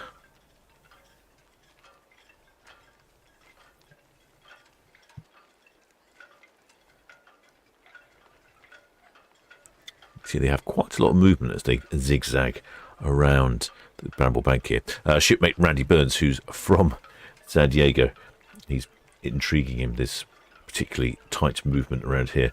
I think he's tempted to come over to the port of Southampton and just experience going round Bramblebank.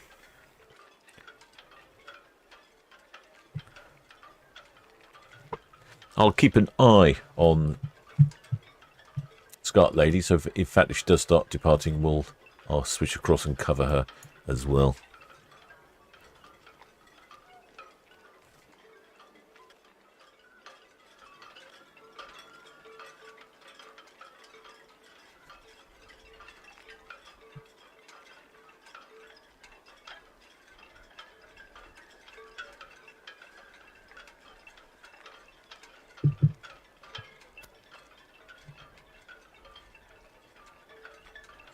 Well, the shipmate Sarah, is that people at the front of the ship? Yes, it is. A couple of shipmates have told me that this is a passenger accessible area, and I don't think it's limited to the class of cabin you're in either. So it's totally accessible to all passengers.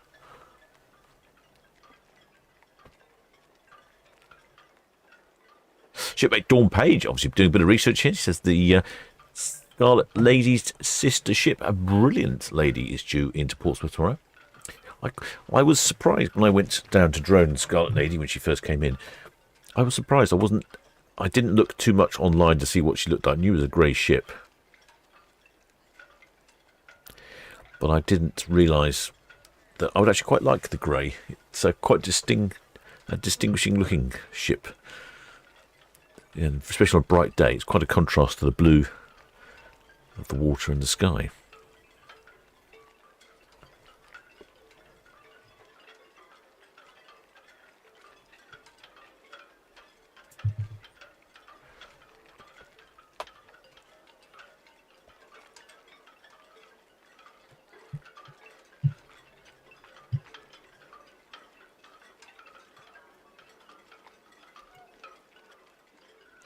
Looks very busy over in Portsmouth. That's the Scarlet Lady.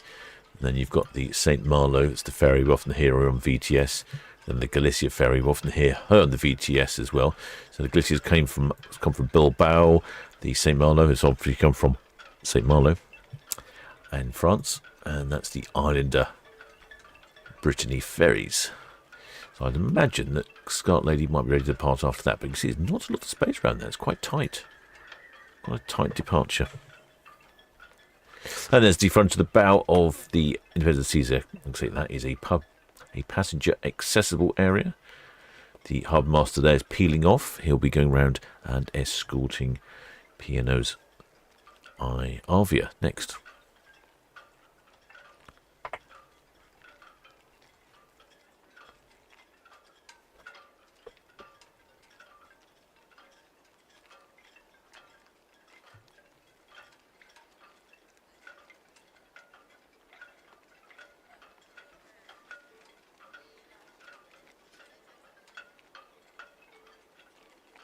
Noticing there are lots of little yachts out and about. I wonder if they've been racing. A couple of the sailing clubs are down along Southampton water there, and you get a lot of racing going on.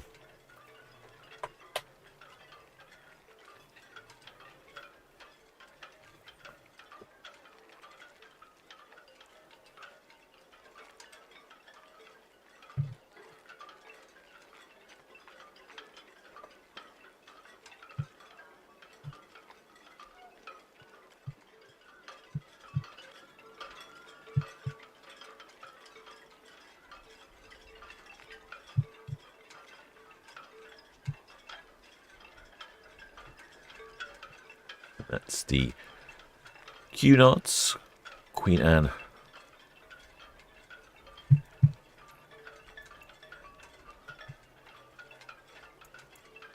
Just getting close to the forts. There's a number of forts here in Southampton, and she'll be getting quite close to those shortly. In fact, there is one there. There is one in the background. They're Napoleonic forts designed to defend the port of Portsmouth and Southampton. And there is, I think there's 4 of them if memory serves me, or is it 3? Maybe it's just 3. One of them is, in fact, a hotel that was up for sale, and you can buy it.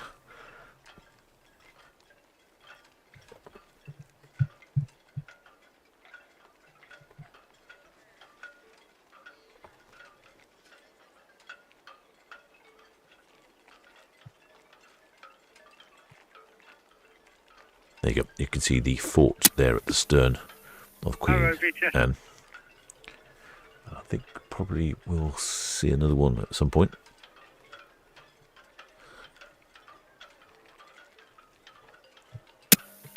Hello, VTS, that's all. Copy, thank you. The Rolls 1 down to the south-east of the tower at the moment. She's inward bound and she's bound for nav anchorage number 9.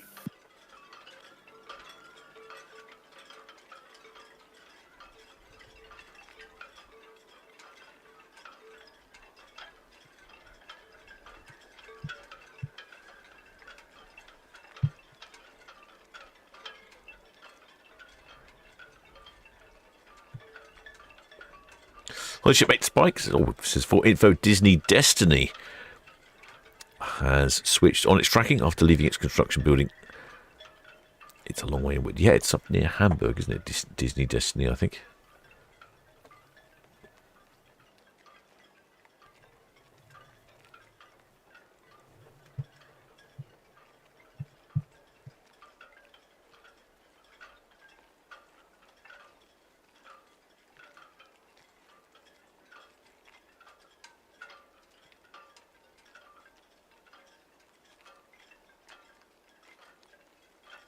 No, no movement from Scarlet Lady yet.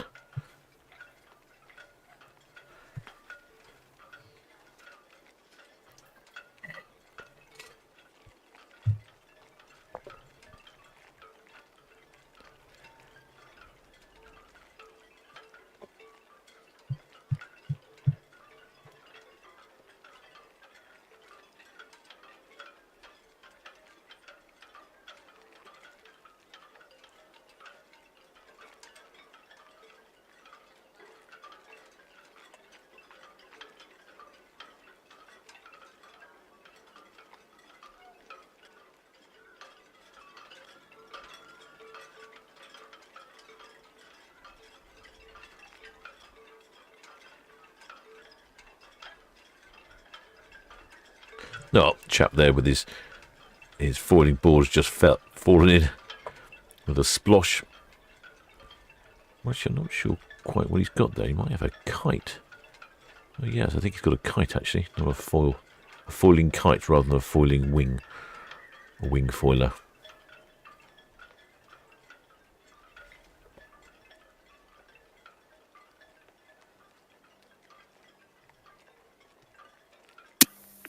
Queen and VTS, good evening.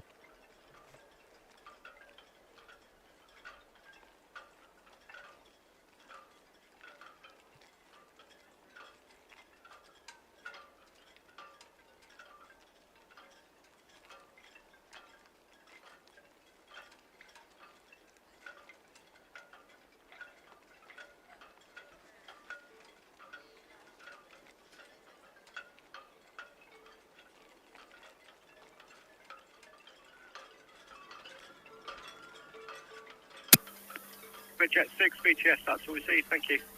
The Arvia is just passing SO now, outward bound clear channel.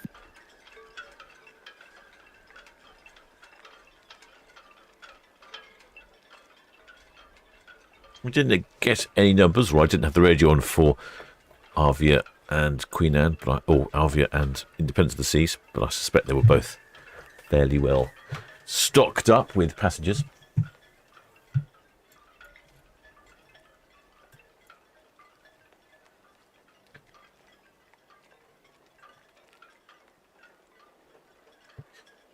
Well, the shipmate Bassman Bowman. Does anyone have a link for the repositioning cruise to the Palmers with the flight included? Ah, okay. Let me. Which ship was that?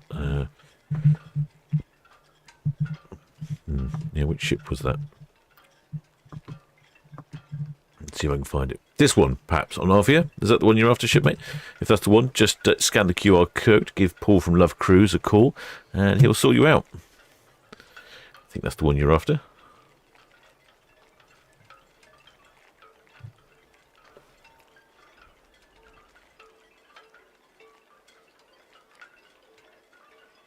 Well, shipmate Raymond Dixon wants to know the numbers for Independence of the Seas. And I didn't hear them, shipmate, so I don't know. Oh, look, then we've got two cruise ships on the screen again.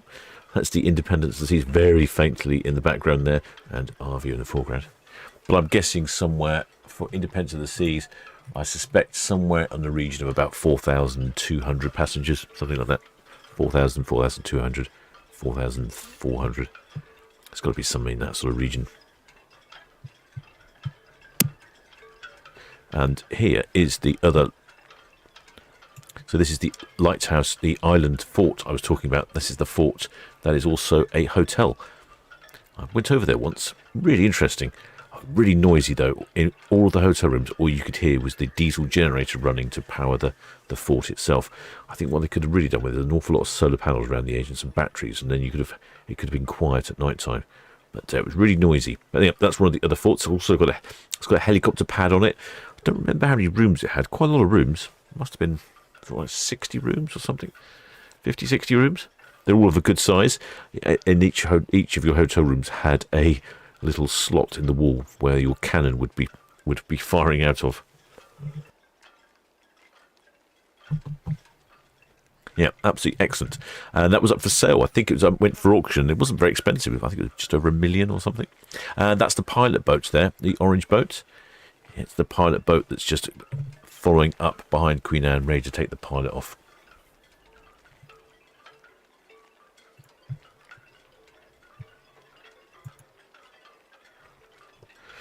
And then we can just about see Independence of the Seas in the distance, because the visibility not brilliant, only 20 nautical miles, and Independence of the Seas is about 20-ish nautical miles away, probably 18, something like that.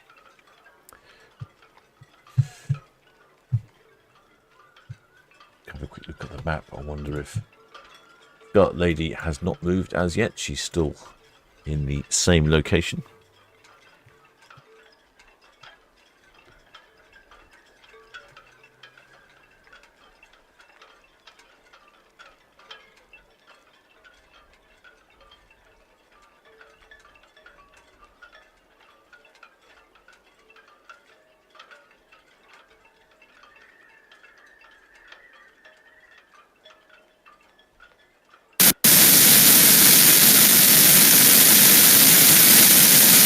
Shipmate Johnny B asks, did I meet the resident ghost in the fort? No, I didn't.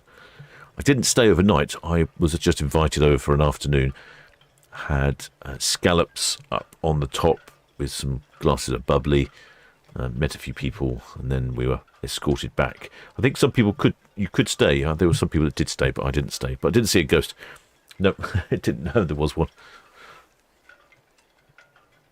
Excellent. Shipmate Bassman Bowman's found that. Yeah, give Paul a call at Love Cruise, because I think that's, even for a balcony, $12.49, including a flight back from Bridgetown in Barbados. I wonder if Paul from Love Cruise in the chat, wonder if you can extend it once you arrive in Barbados. I wonder if you can spend a few more days and then fly back a bit later, because if you're in Barbados, you might as well enjoy Barbados.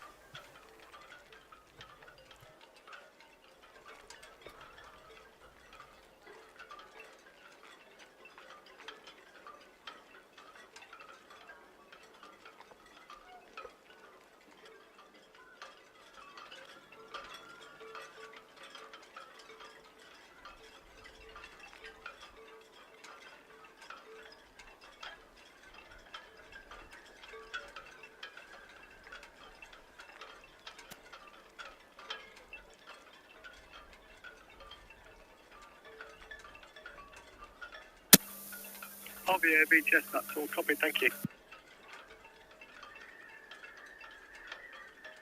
What's that coming up the water then? Looks like some sort of catamaran on the left-hand side of the screen there. What's that then? Can we work it out? VTS Red Falcon, shortly departing Royal Pifcows. Red Falcon VTS, evening Alice, that's all received, thank you.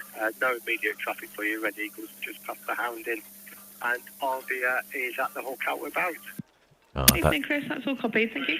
That's Spectrum 1, it's a bit of a work vessel. I've seen it around in and out of port, not quite sure what's going on with that one.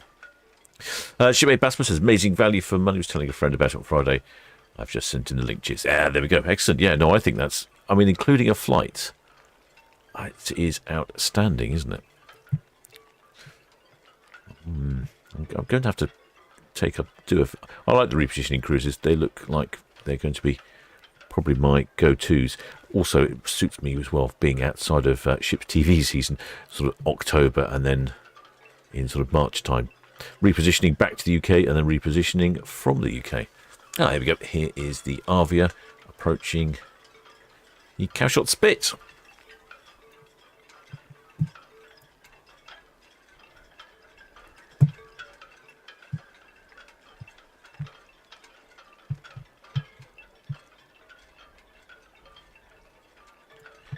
But we can just about see Scarlet Lady there behind, just to the, there we go, just here. That's, you can see the top of Scarlet Lady, all the scarletness, and then the grey of the ship blends in very well with the buildings there.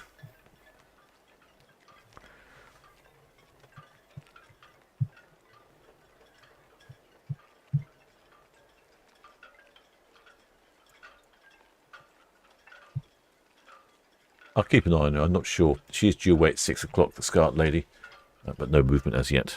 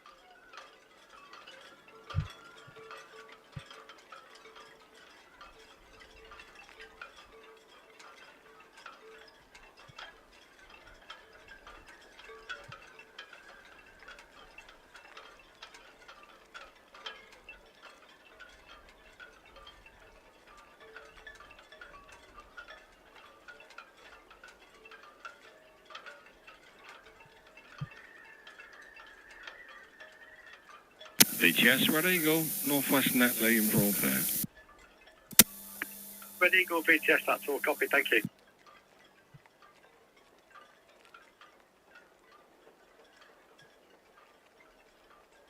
Shipmate Johnny B says, yes, Spectrum one's a workboat, just like the wind farm workboats. Yeah, I've seen some pictures of it in various different colourings and level of fitment, so I think it's been changed.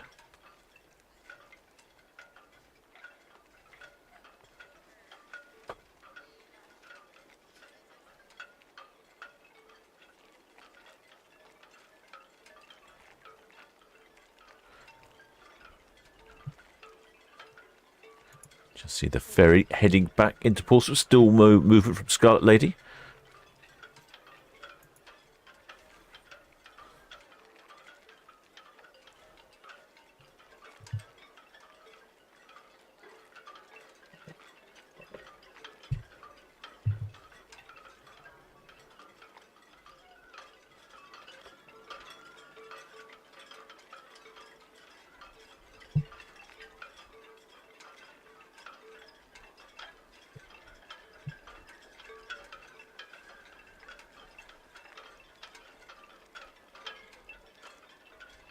Arvia's off on a 14-day round trip to Spain and France, calling it La Coruna in Spain, Malaga in Spain, Alicante in Spain, Toulon in the south of France for Provence, Barcelona in Spain, and then Cadiz in Spain.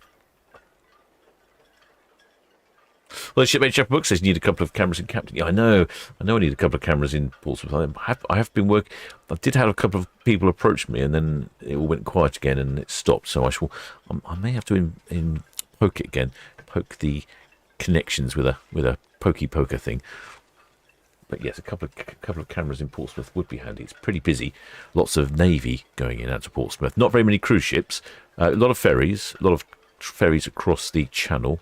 Ferries to the Isle of Wight, hovercraft, and then, of course, there is the occasional cruise ship.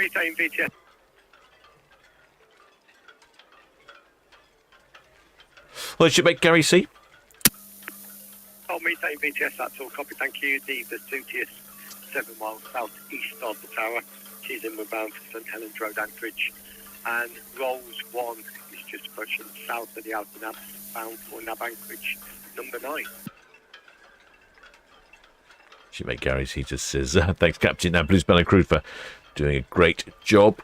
Points of interest around the zones, especially having control of the cameras. Yeah, it can be a bit tricky. When they're working, it's quite tricky. When they start playing up, then it's very tricky. When the cameras start playing up, you've got to reboot them and reconnect them and do all these different things.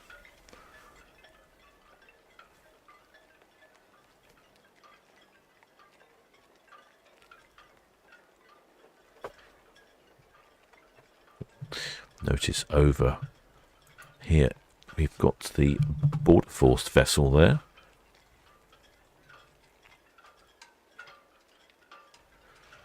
Making sure that nobody escapes from the Isle of Wight.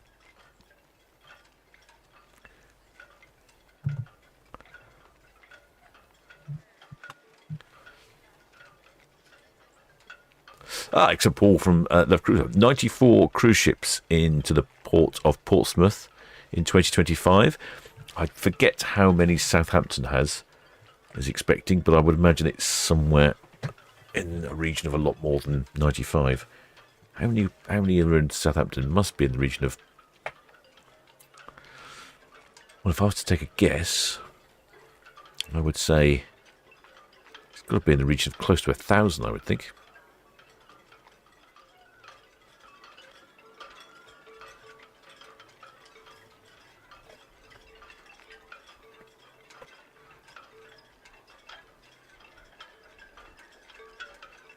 Paul from Love Cruise. With this transatlantic cruise on Arvia to Barbados includes a transfer and inbound flight to London. Can you spend a couple of days in Barbados before you fly back, or do you have to fly back the next day? That's a question for Paul from Love Cruise, if you're listening. he's not out there fumigating the wobbly box.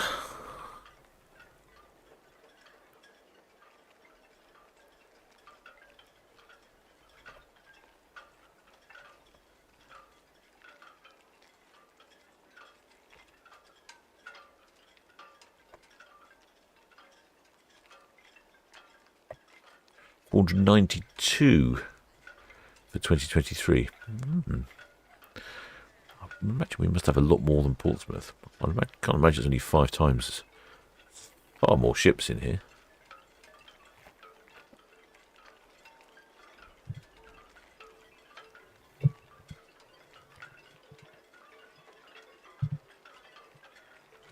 Shipmate Johnny B wants a camera looking over Portsmouth Harbour. Yeah, I keep trying for cameras, but it's really difficult to get people on board to try and have them. Or maybe I'll try a winter's push.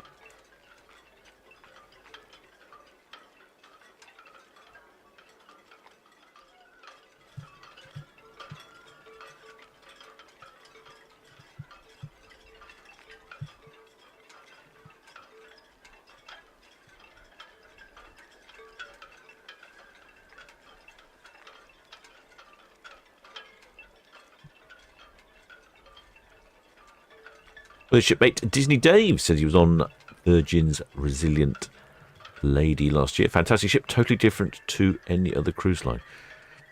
Desperate to cruise again. Yes, I've heard that it was shipmate Paul from Love Cruise, our channel sponsor. He went on Virgin ship and he was telling me all about it. It does sound a little bit different.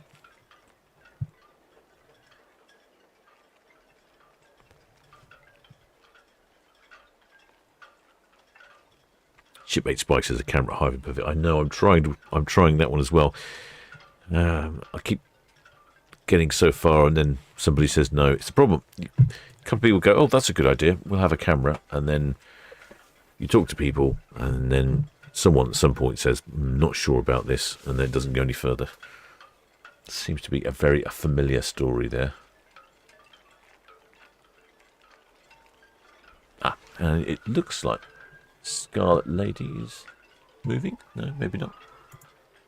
Yes, Scarlet Lady is on the move. Oh, right, so once we finish with Arcadia here, we'll cut across to Scarlet Lady. See a quick look on the map there, and you can see she's just pulled away from the harbour. It's quite narrow around here, isn't it? She's got to be pretty careful to sneak out around here and around here. Well, I'm not sure I want to be driving such a large ship. I'll leave that to the expert control of the pilots and crew on board, I think.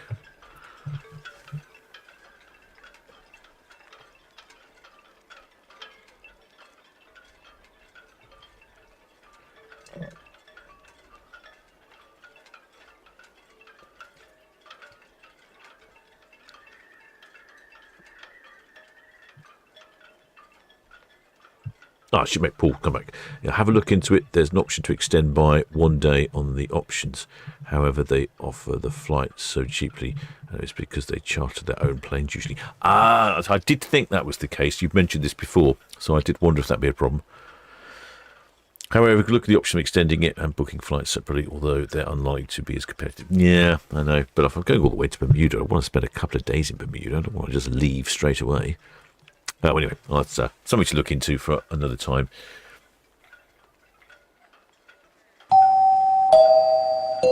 Yeah, Warrior Cam's a bit irritating. Oh, there's shipmate Black Rat Bill. Welcome aboard, shipmate. Many thanks for subscribing. Yeah, Warrior Cam is quite interesting, but it just keeps spinning around in lots of random directions. Never points to where you actually want it when you need it.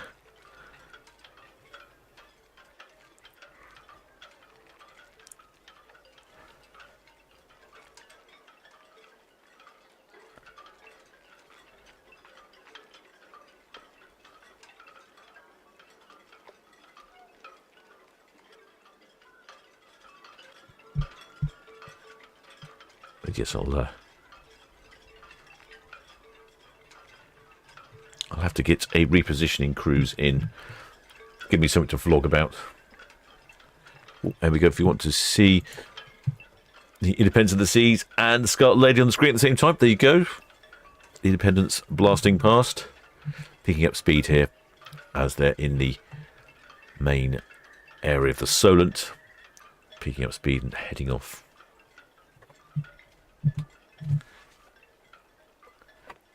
You can see even ships like Arvia have got a bit of a lead on.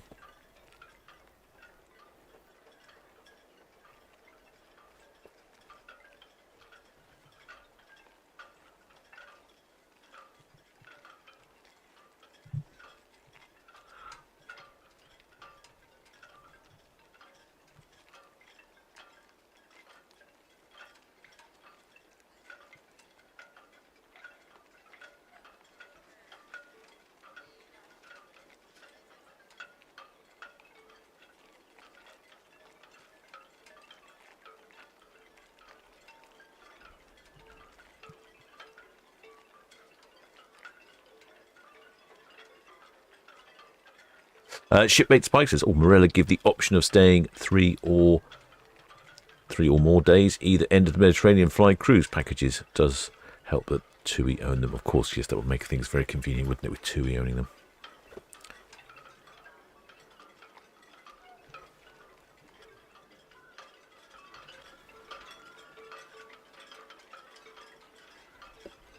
Yes, I'm going to have to look into that for probably... or spring in March time. Maybe I'll get Paul from Love Cruise to come up with some options, and then maybe I'll get you all to decide which one I should go on, and then I'll vlog it every day and upload it. Okay, BTS. Interesting different shots here over on this camera. We've got the fast cat to the Isle of Wight, and there's the hovercraft going across. All sorts of things going on with the Scarlet Lady in the background. And a big old lean from Arvia. Okay, BTS, that's all copied. And yeah, the Arvia there on the West Bramble turn, outward bound, is a clear channel vessel. Do not enter the precautionary area whilst the Arvia is completing her swing.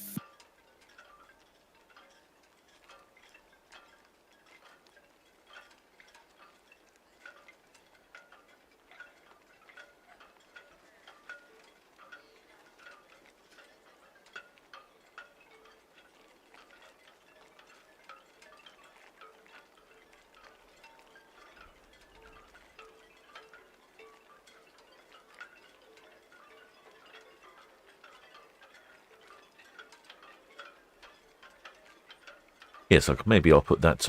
I'll get Paul around one day, and we'll have a chat, come up with lots of options, and you can decide which one you want to see the captain go on.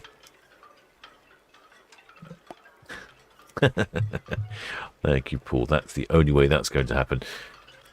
Yes, I think I'll put the options up, the sensible options, not the Regent 7th Sea option. Much as I'd like to go on a Regent 7th Seas cruise, I don't think it's going to be affordable. We need a few 100,000 more subscribers for that sort of thing, I think.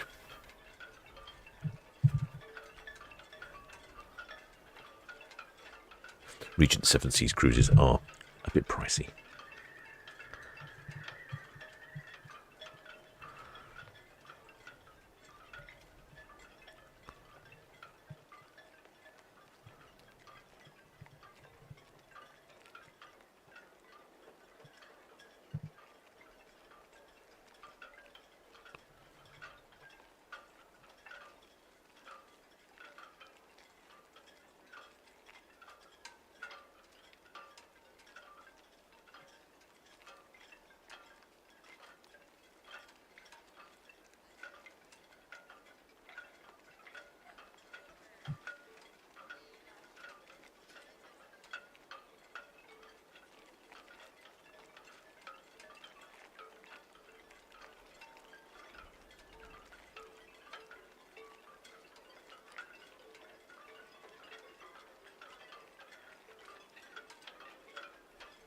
Channel sponsor Paul says, I didn't know this, Independence of the Seas has an ice rink on board. It's quite amusing watching how fast people skate Korea across when she's going around the Bramble Bank. Yes, that would, I would imagine if you're on ice skates, it would just gently fling you across. Never been ice skating on board a cruise ship before. The Independence of the Seas, BTS, evening to you. The Scarlet Lady is definitely moving. She's making her way out. She's leaving the cruise terminal. Independence Fleet, BTS, that's all copied, and yeah, good to go, John. Then she'll head round here, down, and eventually pop out here.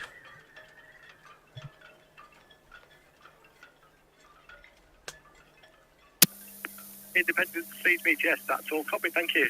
Just confirm passengers 4592, crew 1392, plus yourself. That's all copied, thank you. Traffic update for you.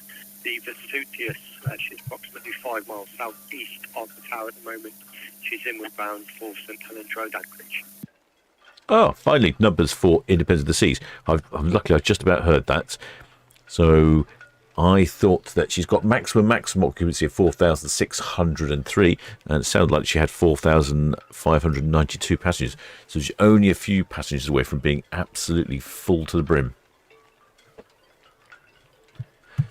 Just noticing also over on this camera, to that ship you can see to the right, that is the Warrior, a tall ship with an iron hull. Yes, as I thought, all of the ships are departing very busy and very full. 1392 crew, that's what Shepard booked for. Yeah, that would make sense. She's maximum crew is 1360, so yeah, that would make sense. Oh, no, what have I done here? Pressed the wrong button. There we go.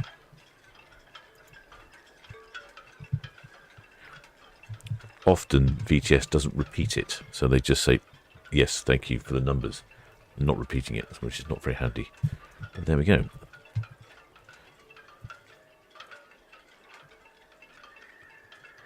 Thank you, Shipmate Shepherd Book, for listening to that.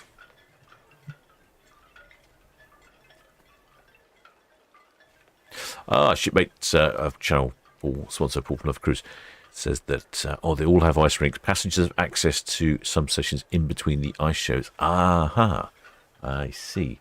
Ice shows on board. Okay, that explains why there's an ice rink. Many disclaimers have to be signed. Oh yeah, the last thing you want to do is fall over on the ice and break your wrist, and then spend the rest of your cruise with a plaster cast on, plus popping down to sick bay and getting a plaster cast added, probably double the price of your cruise.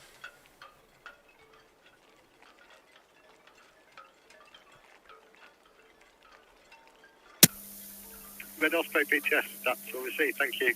Just the Arvia there, past PC, outward bound to the east. Red Falcon is Lanes Lake outward bound, and the APL Minnesota, she's underway now from SCT1 outward bound. Well, the shipmate Aaron Plummer says, how are you listening to VTS? Well, I've got a software-defined radio connected to a small server with a new antenna, in fact, but I'm hopefully putting in a better location to be even more sensitive. Then that comes across our Discord server, which then connects, which I'm now listening to the Discord server over on my broadcast PC, and then you can all hear it, and I can turn it on and off. But yeah, it's quite complicated now I think about it. Shepherd Book wants to see the onboard Zamboni machine. They must have one, mustn't they? They must have one aboard. Shipmate Gary C. Many thanks for your kind donation. I shall be converting that into a pint of beer at the Dancing Man very shortly.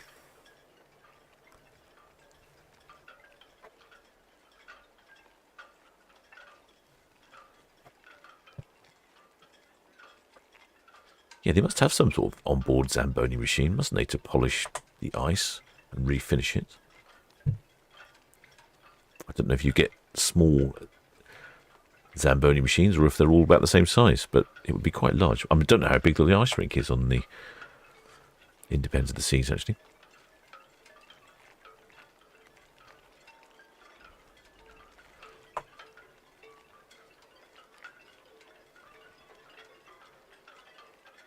Scarlet Lady, she's slowly departing. A quick look at the map and see where she's got to. Oh yeah, there she is. Yeah, she's heading round past the naval dockyard.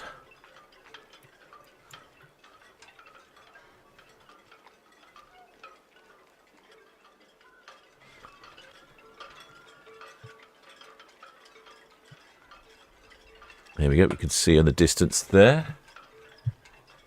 Hasn't got that far to go before she'll be out in the main channel. So she's currently,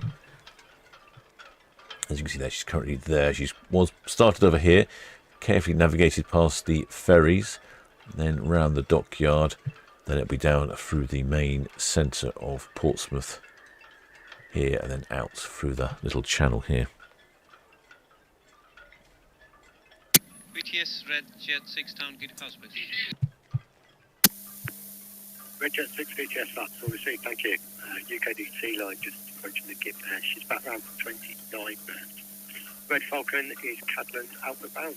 The traffic is... That's all, copy, sir. Thank you. Good evening. Well, the shipmate Black Rat Bill says, can you pick up something? Can you pick up with something like a Uniden Bearcat 125? I don't know. I don't know what that is. I do have very small handheld radios, and they pick up VTS quite well. But what you don't pick up are the ships. VTS is quite powerful. The ships aren't so much.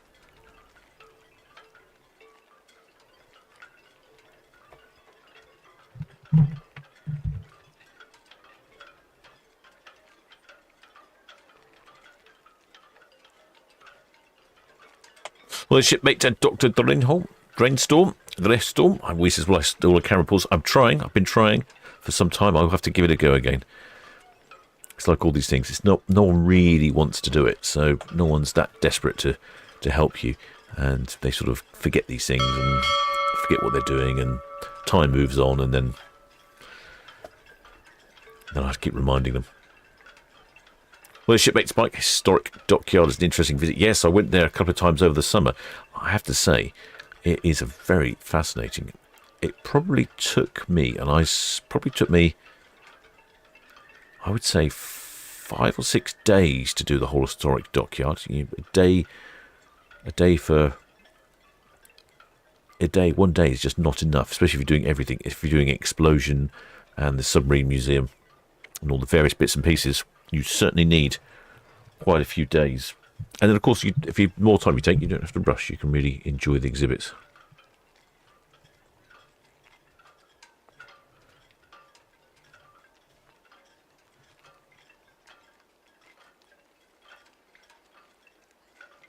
Oh, there should be. Mr. Jiggles, what does VTS stand for? VTS stands for Vessel Traffic Services. Oh, yeah, excellent blue span. Let's just pop that one in there. They are essentially like the air traffic control, but for ships. So any large ship has to communicate with VTS. If you're just a small passenger craft, you don't need to communicate with VTS.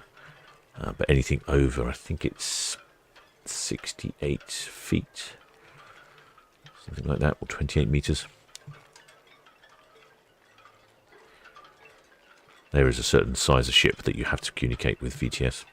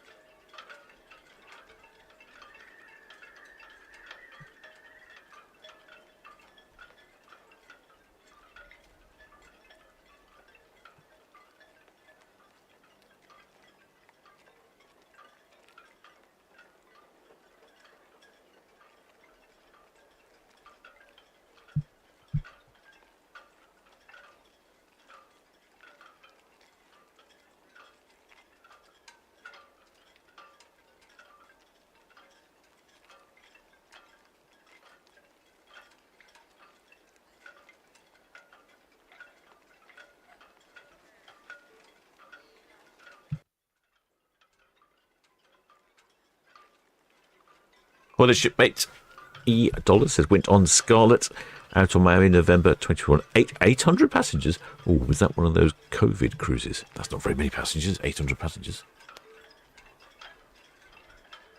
Oh, shipmate Andrew UK. Oh, he's asking about the Arvia repositioning cruise.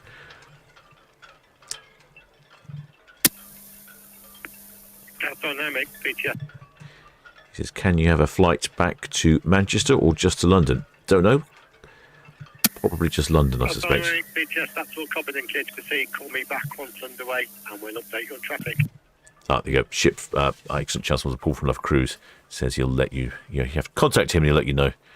Yes, it could well be different destinations. He was telling me, he was just mentioned earlier that they actually charter planes for the return. So I'm on a ship like Arvia. There are quite a lot of passengers. So I suppose they might charter multiple planes, a couple to London and perhaps one to Manchester or Birmingham. But a good question, that, shipmate. Yeah, give Paul a call from Love Cruise and he'll sort you out.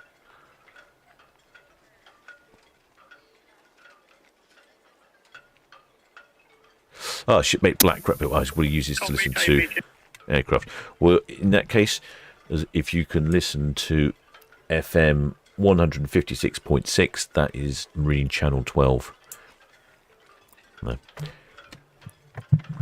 Hovercraft coming back in. BTS, that's all copied, and Queen Anne's just running down west of the tower.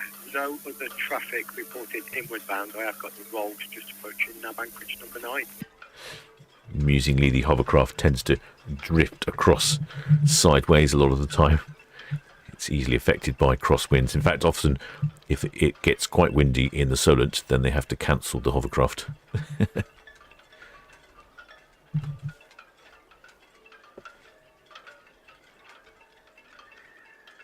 Well, the shipmate TTC, that's just stuck in management at the moment.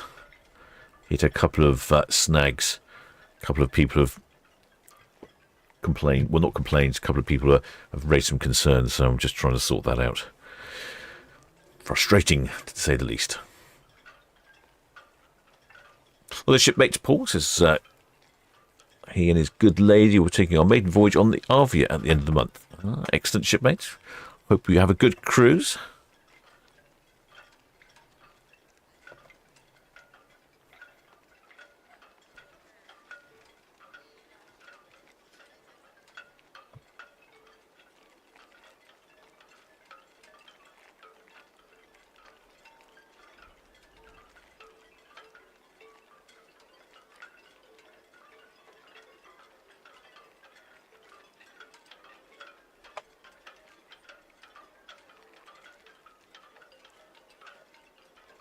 Shipmate Paul Weaver's asking if that's the tanker berth. They were on the screen earlier. I'm not at the moment. This is Portsmouth we're looking at with the Scarlet Lady departing.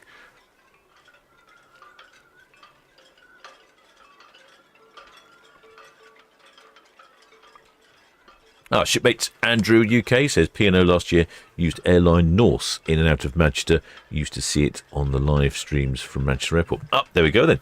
So, excellent. Shipmates answered the question. So, shipmate looking for return flight to Manchester. Sounds like it's a possibility. BTS, that's all received, sir. Thank you. Copy your conversation with the busiest inward bound to St Helens.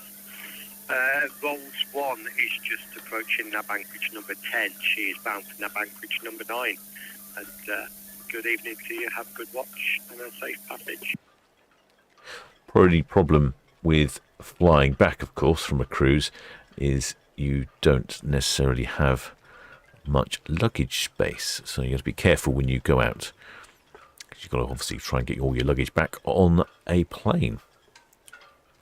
Not too much of a problem for me. I don't have a lot of luggage. Well, let me rephrase that. I have a lot of luggage, but it's mainly gadgets and cameras and microphones and things. I have lots of those. That tall tower you see there, that Scarlet Lady's just passing behind, is a diving tower, and that's where when they were training on submarines, you would practice getting out of a submarine underwater in that tower. And then you'd be certified and rated, and then you could go on a submarine.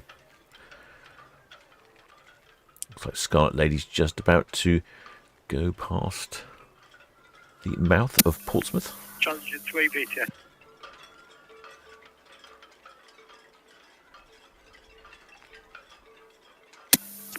Transit 3 BTS, that's all received, thank you.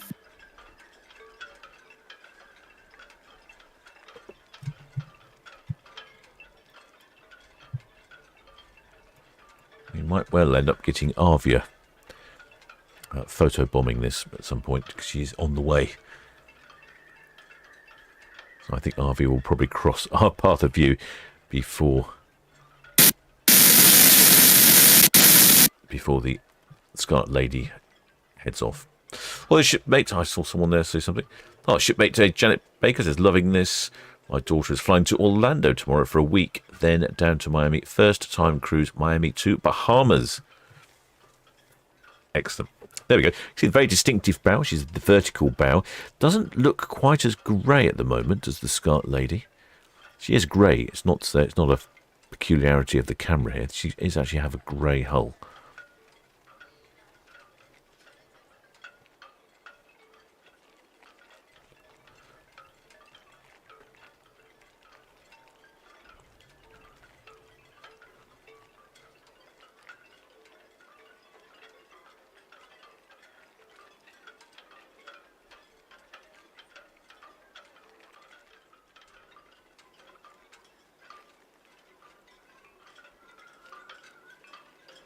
Very distinctive shape, the Scarlet Lady. The red, bright red superstructures in places. Like I say, grey hull, vertical bow, and even the stern of the ship has a sort of a raked back design. Very distinctive. Well, there's shipmate Lindsay Woodford. Welcome aboard, shipmate. Many thanks for subscribing. Okay,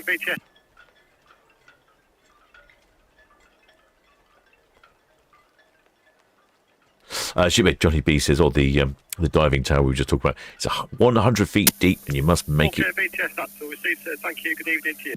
to the surface on your own. Yes, not something I'd care to participate in. There's a couple of submarines that you can look at in the Submarine Museum. Scarlet Lady, BTS, very good evening to you, Jerry. Oh, do we have numbers for Scarlet Lady?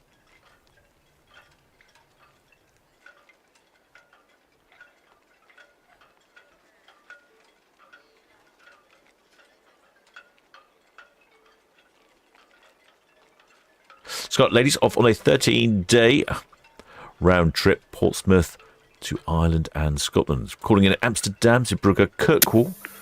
Scarlet Lady, BTS, that's all received. Thank you. The Arvia is approaching Motherbank, outward bound. Vesuvius is just to the west of the outer nabs. She's inward bound west of the tower to St Helens Road, Anchorage. Yeah, calling in at Stowaway in the Isle of Lewis and Harris. Greenock in Glasgow, Clydeport in Belfast, Dublin, and then back to Portsmouth. Gas Dynamic, BTS. Thanks to Excellence Blue Spanner Destination Unknown, because I hadn't actually looked this up because I wasn't going to cover Scarlet Lady, but the timings worked out really well. Gas Dynamic, BTS, that's all received, sir. Thank you. If you could just hold position in St Helens, your pilot launch will come to you in St Helens, over.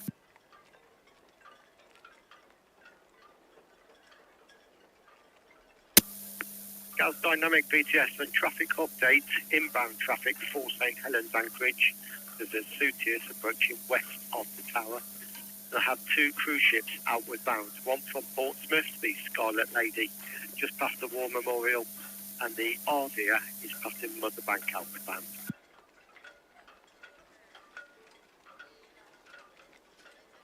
I just was a Paul from Love Cruise says there's a lovely outside area aft of Scarlet Lady called the Dock House. Lots of big day beds, and on top there's the biggest day bed at sea, wraps around the whole stern. Oh gosh, well, very impressive.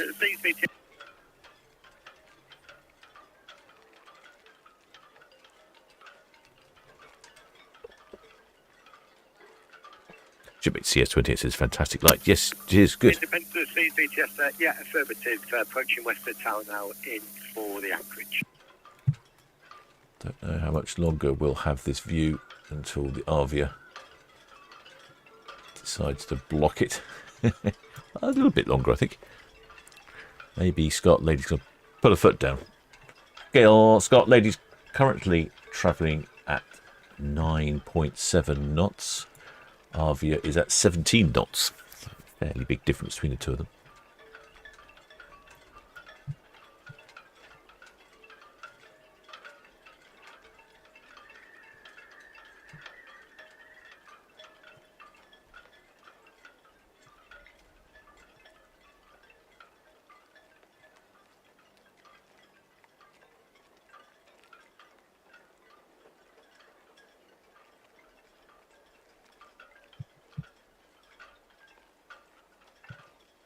There's the Scarlet Lady. There's the Arvia. They're both heading out over here. Oh, and there's the Independence of the Seas. And there's the Queen Anne.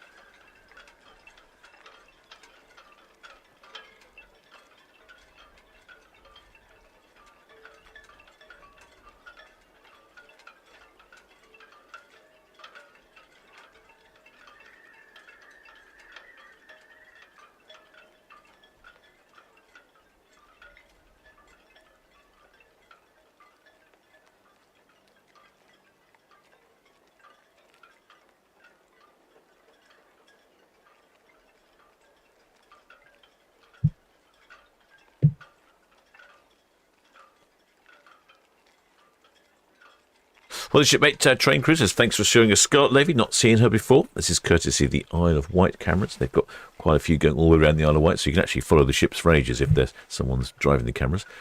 They've got a great set of cameras. Well, the shipmate train crew is one using the ship map. This is something called myshiptracking.com. I use this one because I like it the best so far.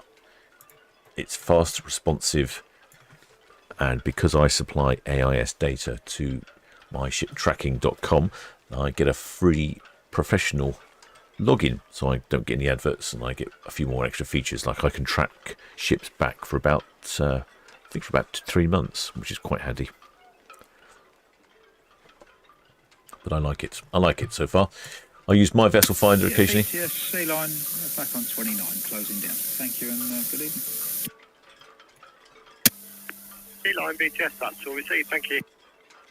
Occasionally I use marine traffic for some other things, but I don't like the graphics on marine traffic, and I also supply data to vessel finder, so they give me Million stars, a free login. Stand by, please, stand by.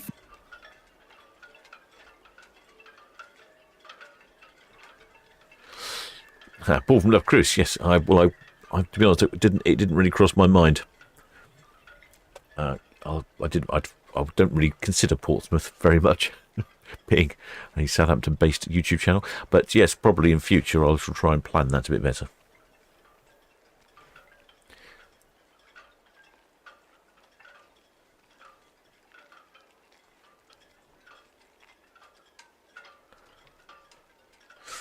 I think Arvia is going to remain clear so far. Arvia's at 17 knots. Scarlet Lady at 9.8 knots. I'm guessing she's going to be dropping off her pilot soon, because if you can't quite see on the picture because the camera's a bit close, but towards the stern of the Scarlet Lady, there you go, there is the Will Serve, which is the Williams Shipping pilot boat. You can see there it's got space for the pilot to board on and off the ship, and that's currently tailing just behind. And the Arvia, the Scarlet Lady, won't be blasting along if she's trying to let the pilot off, because that's makes his life a little challenging. There you go, you can see the pilot boat just there.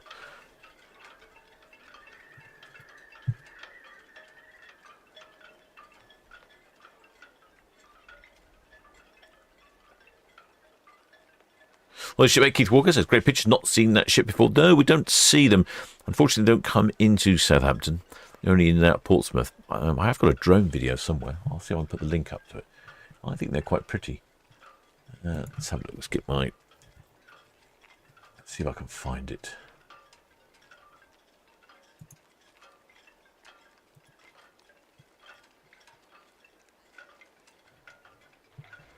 I droned Scarlet. I think it was Scarlet Lady when she first, one of the first times she came into port. Scarlet Lady and Valiant Lady. Yeah, there we go. How do I?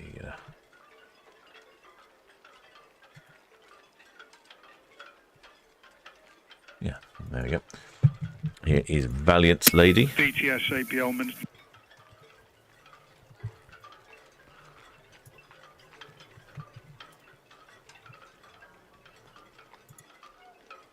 Then I'll put up a link for the other one. BTS APL Minnesota. All swung out past 108.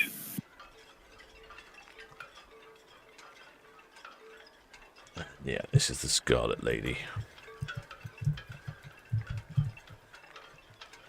There you go. So if you want to have a little bit more of a look at the ships, I've got a couple of drone videos there.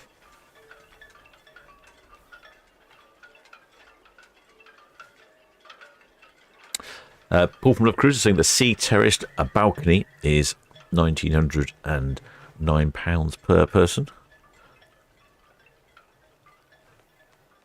Shipmate Paul Weaver is in Poole, so it doesn't have any cruise ships, but the few they have are interesting. That's true.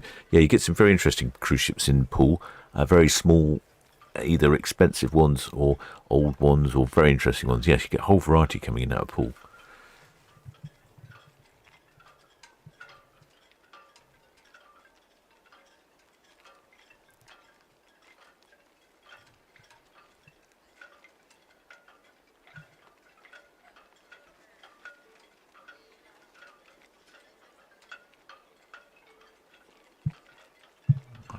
I was thinking that Arvia would eventually block the view. Getting really close. I can't see there's... Yeah, I think at some point Arvia may well block the view. The Scarlet Lady is now at 10 knots. Arvia at 15 knots. I think the pilot has got off. Not sure. Pilot boat's still there.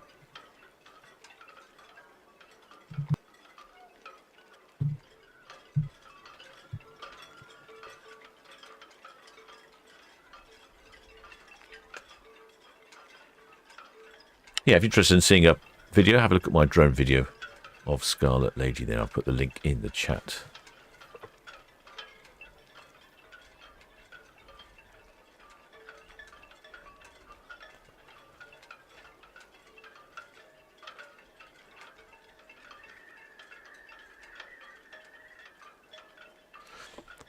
Well, shipmate Marks, I want to know, where is the Scarlet Lady travelling to? Well, luckily, excellent spanner. Destination unknown. Put that in the chat because frankly I didn't know either. She is off on a 13-day round trip to Ireland and Scotland, calling in at Amsterdam and then Zeebrugge, Kirkwall in Stornoway, Isle of Lewis and Harris, Greenock in Glasgow, Clyde-Port, Belfast, Dublin in the Republic of Ireland, and then coming back to Portsmouth. That's 13 days. Seems like an odd number, doesn't it? There you go. You can see the pilot boat now right at the stern. The pilot will now have done his duties. He'll hop off. Don't know where the loading door is for the pilot. I wonder where it is. Normally they're in the middle somewhere.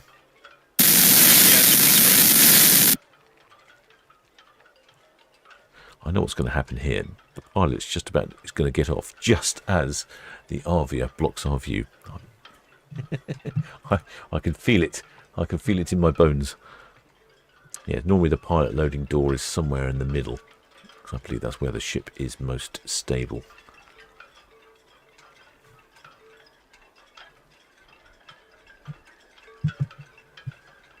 Well, the ship the MC Sparks is a great bonus ship tonight, yes.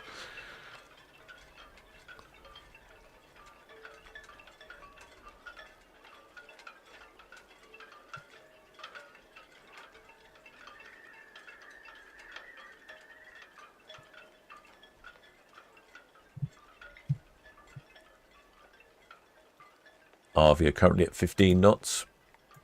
Scarlet Lady down to 6 knots. I think we're going to have a fast closing Arvia spoil our view of the pilot trying to get off.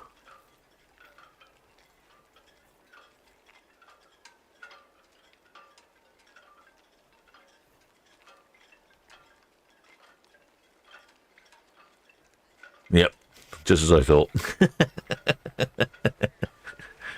Well, at least she's going past fast.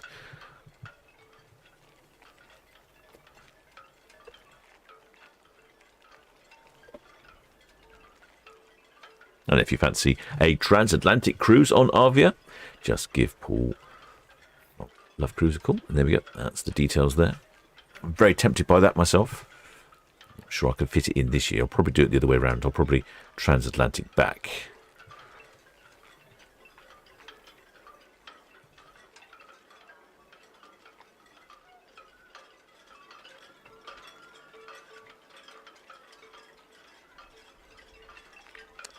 Yeah, I suspect when Arvia's gone, the pilot would have snuck off, and we'll be none the wiser as to what's happened. Well, it should make Dawn Pace, it's better than F1. Well, tell you what, you'll see more overtakes on this channel than you do on a Formula 1 race.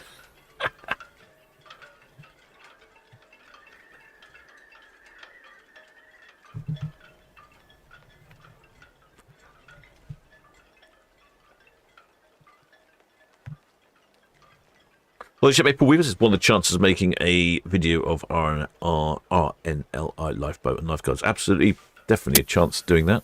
Staff Fjord, Southampton VTS. Probably need to talk to someone and arrange something. If you've got any contacts, I'll be more than grateful. I'm a bit busy at the moment, but once we get past September and the cruise ships start disappearing to the Caribbean, I will then have a bit more time available.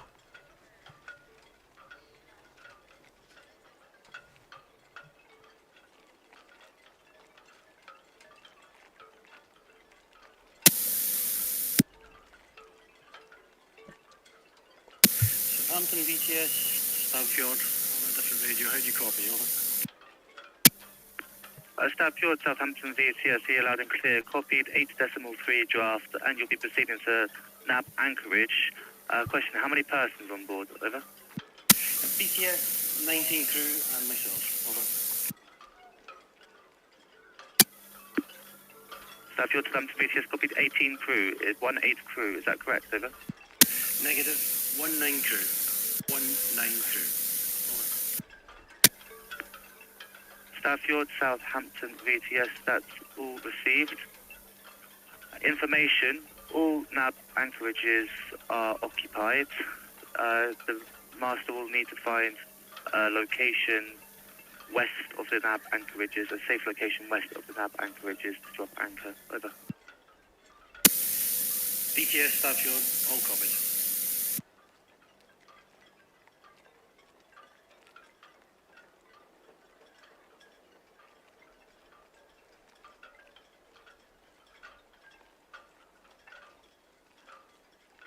A bit choppy now for the pilot boat right up by the bow. I don't know where normally they get off in the middle. I'm surprised it's going so far forward. Scarlet Lady, BTS.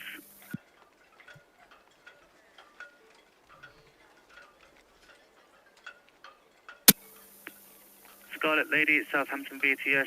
The gas dynamic has been advised by the Southampton BTS to hold at the St. Helens anchorage to board her pilot.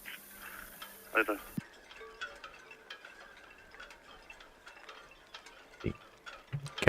Gas dynamic. She's there. They're running out of anchorages by the sound of it. People having to drop anchorage in new locations. Possibly the pilot. I think the pilot is coming from here. I heard from earlier conversations. So the pilot will get off of Scarlet Lady, get onto the wheel serve, and then that'll take her over to Gas Dynamic, and then I think Gas Dynamic is coming in. Wasn't really paying too much attention to the radio earlier, if I'm honest. Busy jobs for the pilots. Vesuvius, Southampton VTS.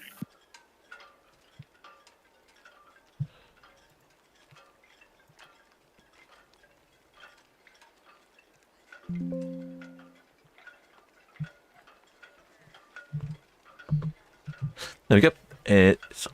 Paul from Love Cruise has been busy ferreting away on his laptop. This is for 30th of August cruise. Virgin Voyages UK Comedy Fest. I don't know what that entails. I probably need an explanation. Maybe they've got a whole variety of stand-up comedians on board. Well, the shipmate train cruiser, did I get crew numbers for Scarlet Lady yet? No, not yet. Not heard anything for Scarlet Lady. That's not too bad, is it? 6 nights, $11.74 per person for a balcony. Extra large balcony, $14.29 per person. Probably fancy an extra large balcony myself, so I can get my camera gear out there. That calls it La Coruña in Spain, Bilbao in Spain, Bordeaux in France. And then back to the port of Southampton.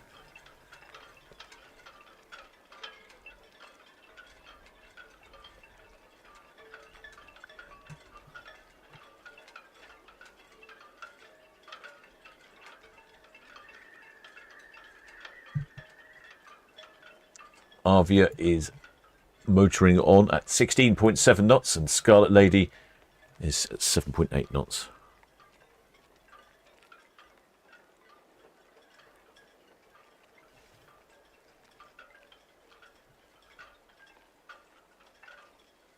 Well, his shipmate David Williams says, I thought I'd stop by for a quick 10 minutes to see what was leaving.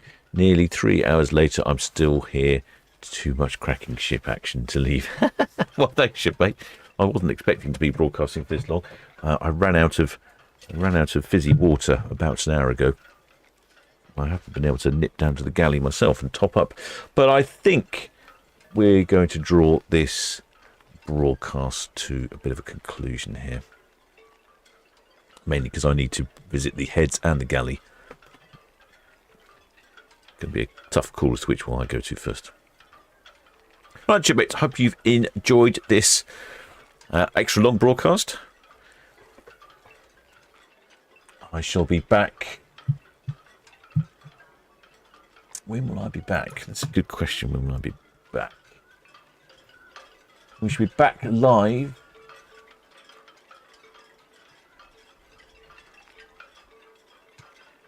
Back live. I've got to work out something for tomorrow. So I'm not sure about tomorrow, but certainly Tuesday for Norwegian Dawn at 4 o'clock.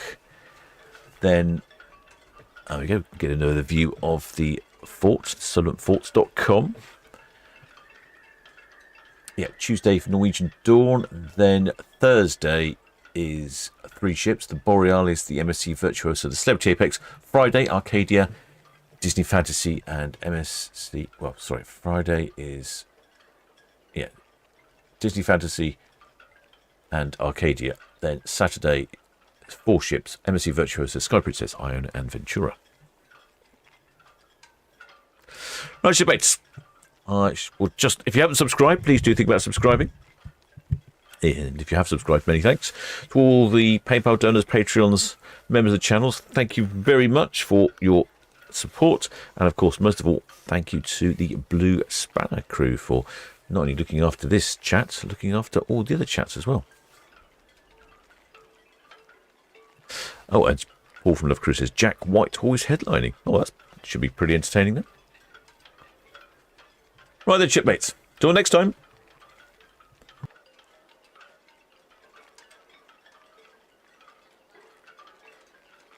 BTS, Eleanor. Nice evening to you. That's us finished on the APL Minnesota outbound back to 44.